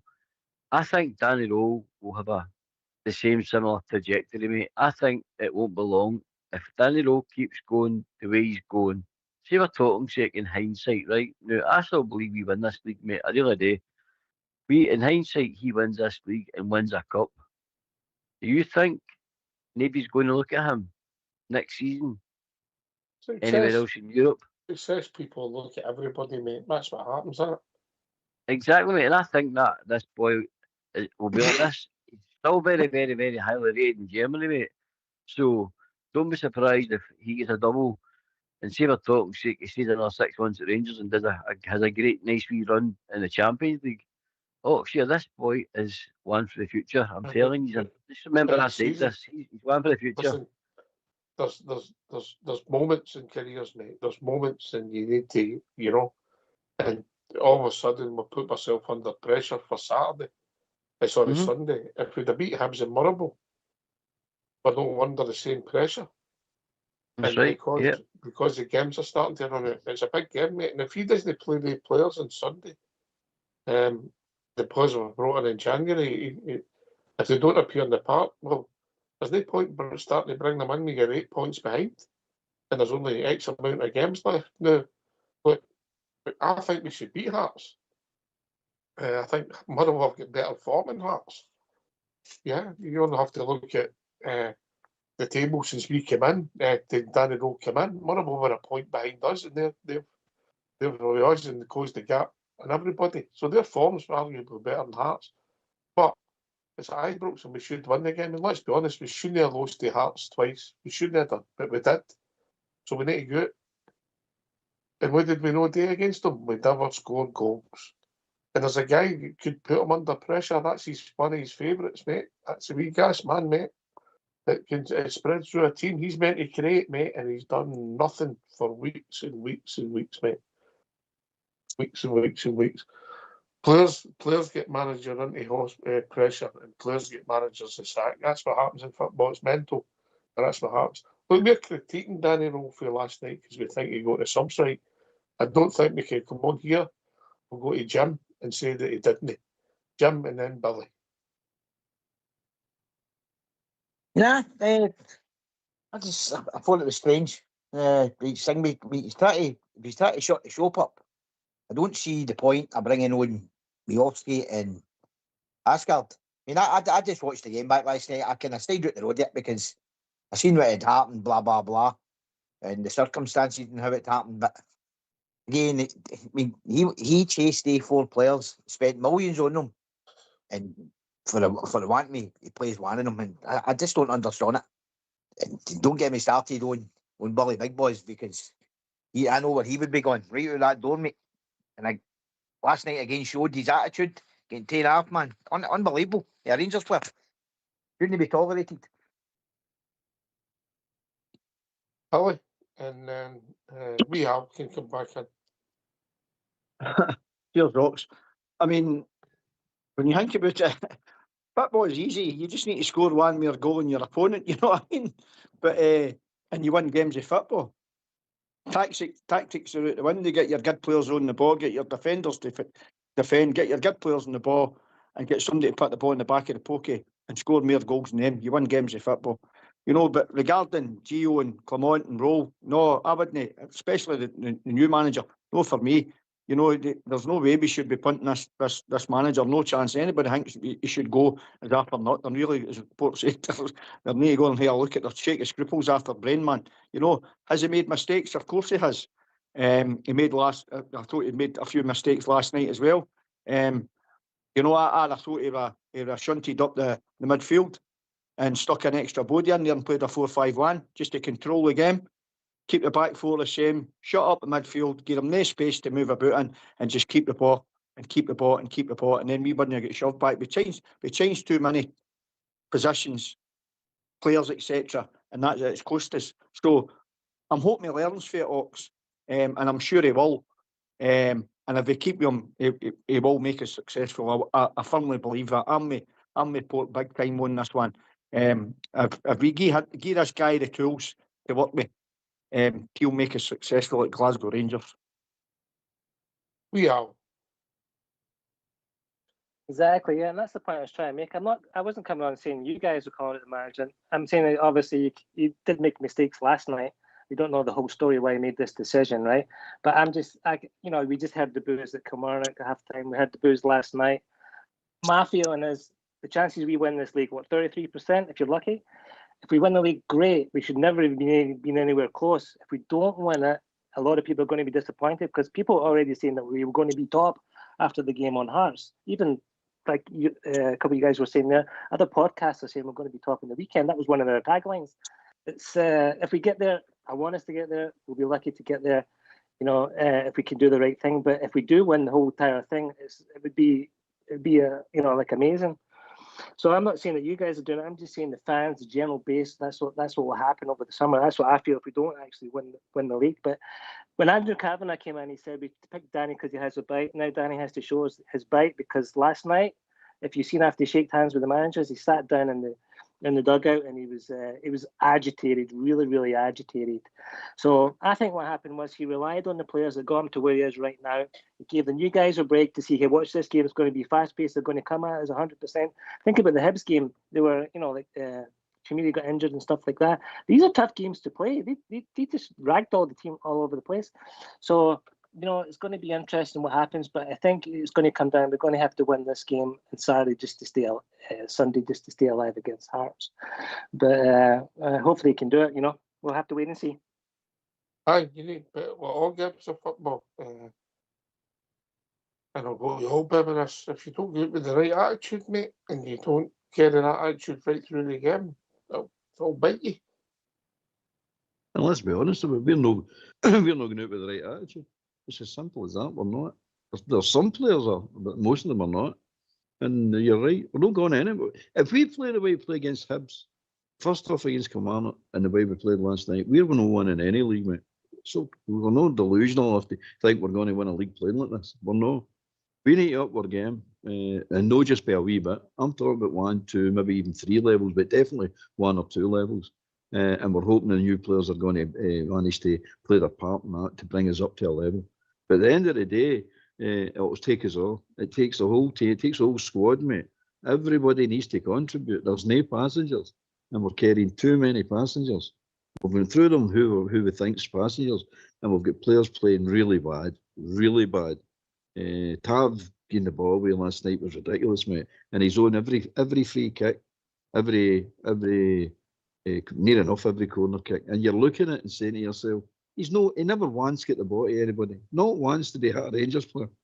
Well, the corner kicks and the free kicks.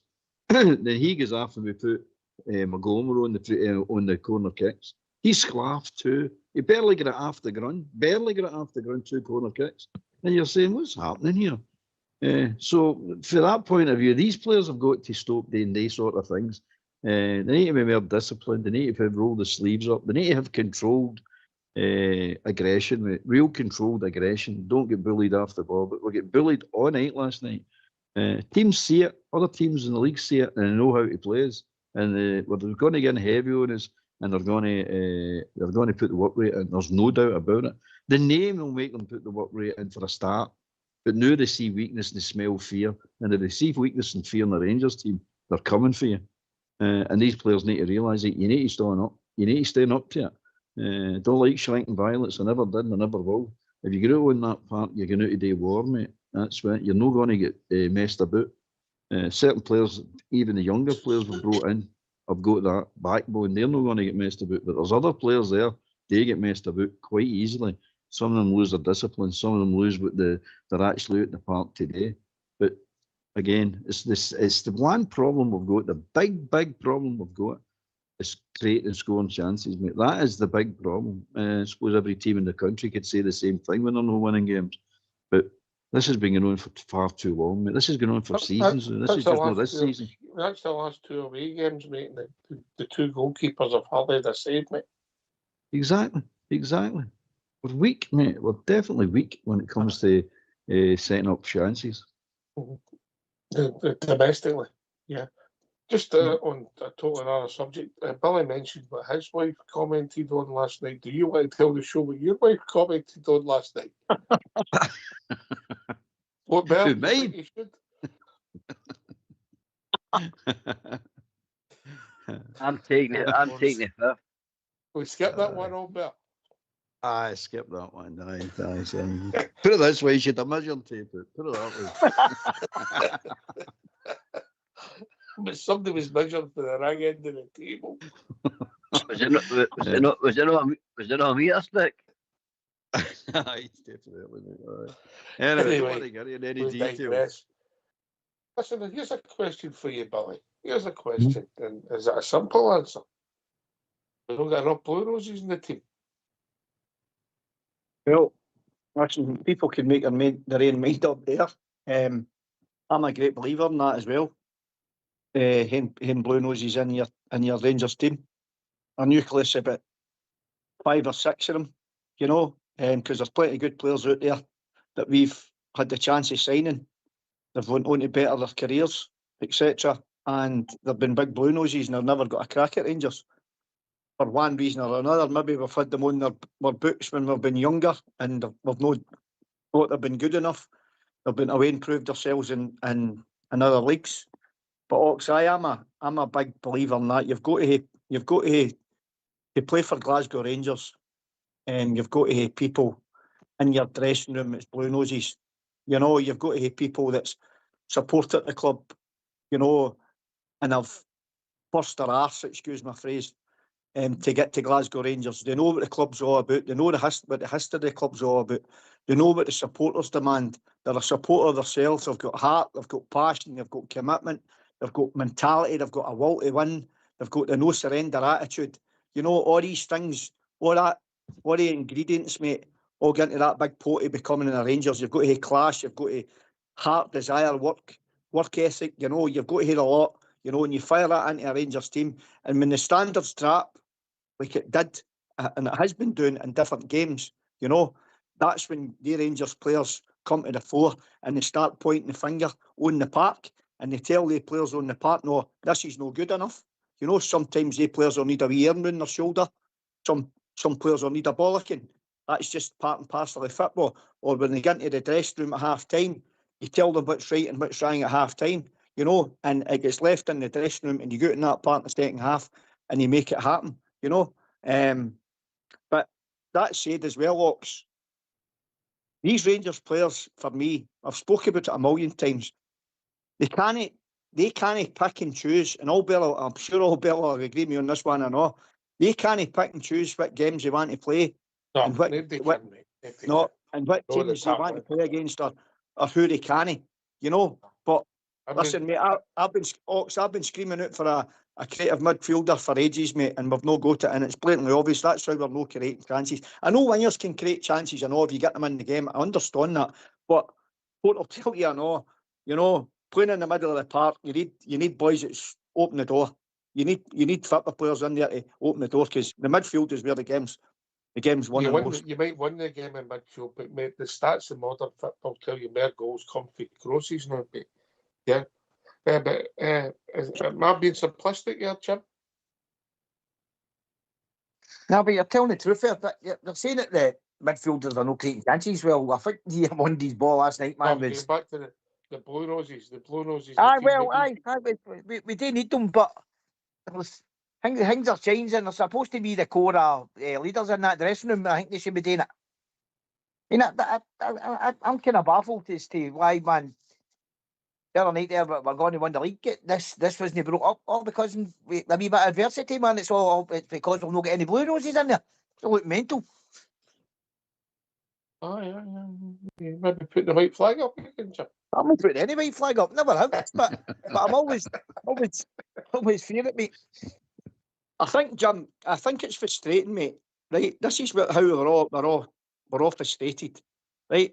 We can talk about Ox asked the question. It was a good question for the Blue Noses, and that, right? I just gave my opinion on it, right? That's what I want in the Rangers team. If we can't get that right, you've still to go to players that's got attitude, heart, and desire, hunger, and mental toughness. Right back to originally what you were saying there, mate. I know, right? But when you look at it on paper, the next game, as I said, we're sitting. What we're sitting half a minute. How many points is it? Five. We're sitting 5. We're sitting 5 points off of them, mate, when it should be 2. Right? We win on Sunday, and we're go top of the league. Now we're sitting 5 points ahead of them, and even if we win, they've got that safety net 82 points, and then we've got that other shower for across the city, breathing down their necks and all, which I think they'll falter anyway. But I'm not interested in them. But I just use that as an example. But that's the way I looked at that last night. We had the perfect opportunity to go into that game last night. I know, mate. Win the game, winning Sunday, and you're top of the league, mate, and you're flying. You've said, look where we've got. Right, lads, let's kick on now. Now we're getting into that game on Sunday, and the pressures. We brought that because we've not won it last night. We've put ourselves under more pressure, lads. That's exactly what we've done. And you come, Jim, and then we'll go back to Real. Aye, you're 100% right. We've brought unbelievable pressure upon myself, and I think that's exactly where the frustration's coming from the fans. We've seen this picture before, Ox. It's unbelievable. Aye, frustrated, mate, annoyed, upset, angry, yep. All the things, and obviously, look, I'll go back to Tannadice. We drew 2 each, and I think Albert said they were in front twice, but you knew you were mugged. Listen, when we were winning 1-0 last night against 10 men, we knew we'd mugged them. Al, and you come, mate, then Albert. Yes, exactly. We've drew in 10 games this season, so we only lost 2, which is actually, I think, that's the lowest in the league. But it's the draws that's killing us, right? And we're frustrated because we've seen it, like Jim says, we've seen this many times. It's happened under Gio, it happened under Clement. I think if we went to the top of the league on Sunday, we would all Rangers fans would be saying we've won the league. But there's still 11 games to go. It's going to be difficult.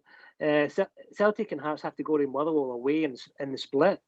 It's going to be difficult for us because in the split we're going to have 3 home games and 2 away games. And the 2 away games is Celtic and Hearts. So there's a long way to go. It's going to be ups and downs, and it's going to go all the way down to the wire. We just have to be ready for it, right? So, but yeah, that's what I'm thinking. Anyway, it's going to go all the way down to the wire. And if Celtic win the game in hand and we beat Hearts, it's going to be 57 points, 55 points. And even our goal difference, if you think about Hearts' goal difference is 28. We have not scored any goals, really. You think that way, but our goal difference is 24. Celtic's worse at 21. And they're struggling too because I think Dundee and Livy aren't great, and they're lucky. They're lucky and that was a home game for them. They're lucky to score in these last minutes, and I think that's a frustrating thing as well. We've seen that many times, and everybody says that's a tailwind. You've hit the nail on the head there, Al. A good point. that's magnified the frustration for last night. We can kid on it, Disney, but it did, mate. Absolutely, absolutely. Because they're scoring these last minute goals and we're not, and everybody says that's how you win titles. There's no cause the frustration. It's magnified the frustration. Yep. Well said, mate. Albert, then Portbear. I suppose it is. The positive I took out of last night is we held them out to 89 minutes. That's the way I was looked at it, mate. Because if we'd have walked out there a 1-0 winners, by the way, we'd have stole 3 points. Let's be honest about that. We'd have stole 3 points. So, for all things considered, I think if you take a Motherwell, I think they're more frustrated than we are. I think we're frustrated. Their fans will be bailing. They'll be sitting going, how did we not beat them? But there you go. There you go. That's the positive. Held them out 89 minutes. Portbear. Just to concur with you're saying there, boys. You know, you see Hearts doing it. We saw Celtic doing it the other night. We saw Motherwell doing it last night. These are the games that win you titles. When it's not going good for you, you're playing absolutely rotten, and you still manage to get the win over the line. You know, and to coin a famous captain of our club's phrase, you know, this club's a hard club to win for, and this is what I think a lot of these players don't fully understand. I wonder if a club when you're winning, a tough club when you're not. This is a reflection and highlights with immense pressure and high expectations associated with playing for Rangers, where success is celebrated, but defeat is met with intense scrutiny. At Rangers, you're not as good as your next game. You're only as good as your last pass. This emphasises the immediate and consistent demand for high performance and results at our club. I tell you, that needs to be put up in the wall and our body changing room. That was Richard Goff that said these things, and I think no truer word to say about our club. I tell you that's what it takes. That's the least we expect, and that's the pressure of playing for our club, and that's what in the end up will we do. Who can play at our club and who will? Aye. The expectations are high, but there's a lot of clubs around the world. I mean, most professional clubs go to win it every week. They maybe don't achieve it, but they get to win every week. But look, we've critiqued. Well, the players have got away lightly tonight, Albert. Do you not think so?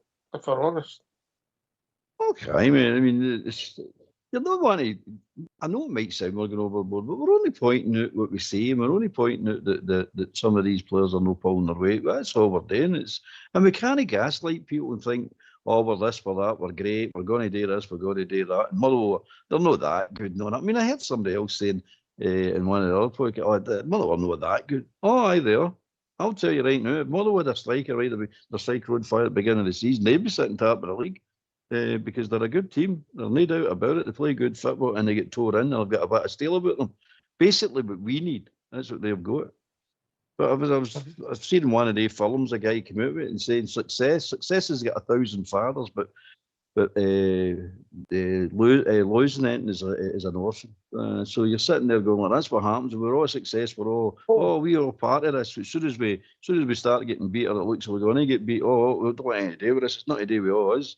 So you can't do it, mate. We're all in together. We need to all pull the same way and get this job done. And it's no finished yet. So some people think it's no finished yet. It's far from finished. So we need to start. The season starts on Sunday. Sorry, mate. Win the game on Sunday, mate. Win the game on Sunday. And I know a broken record. Any victory, mate, and you're 2 points behind, consider where we were. Yeah. You know. You take a bit of pressure off yourself, but. Then again, at Livingston becomes massive, you know, but it's always a tricky place to go on a difficult surface. But look, we have to win. We have to win. And I think Danny Rowe, you know, maybe intimates that he thinks the 2 points at Easter Road and Fir Park are all right. But if we'd have won one of the games and lost the other, we're actually a point better at Falkbear. I know. It's that tight, mate. It's going to get tighter. I'm thinking that we have not even kicked in. I'm thinking we have not even started playing yet. And we're sitting second in the league and we've not even started playing. We've not played an ounce of football in most of these games. So you're sitting saying, well, we only can go up the way. We only can start playing, especially with these players that come in, and if they're the players we think they're going to be, they're going to improve the team. There's no doubt about it.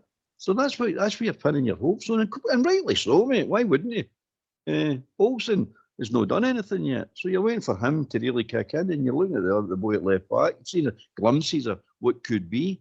The boy in the midfield is definitely showing something, and the big centre forward's already scored. He's already up and running. He's already a Rangers player. He's up and running. So they're going to.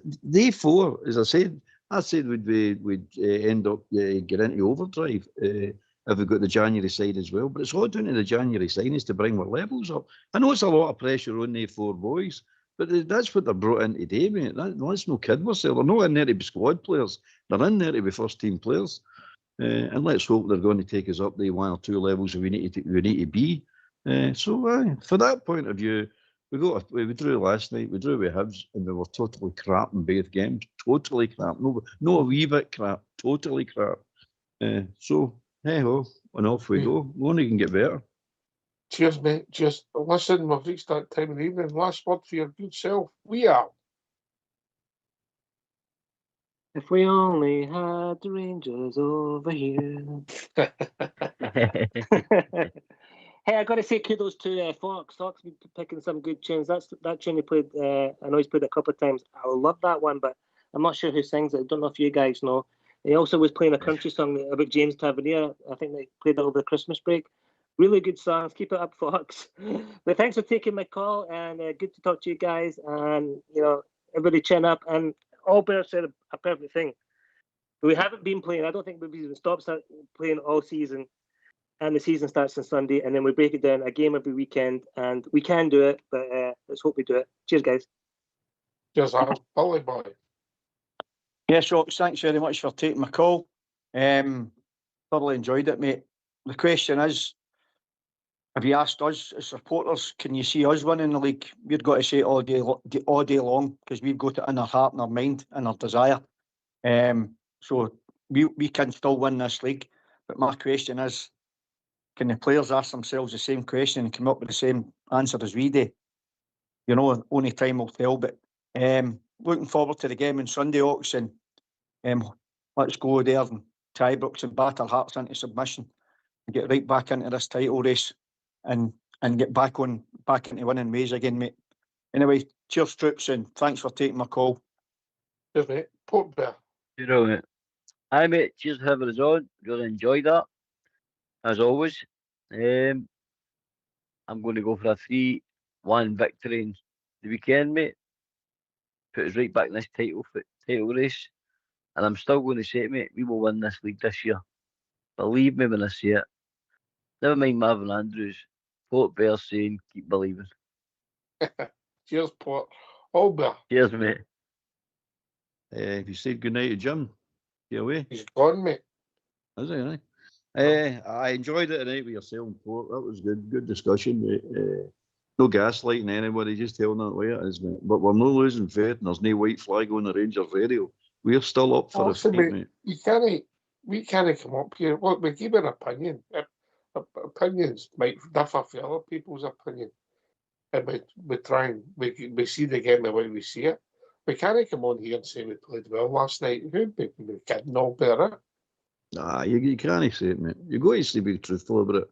And you've got to give credit to Big Tomorrow. Whether you like it or no, you've got to give credit where credit's due.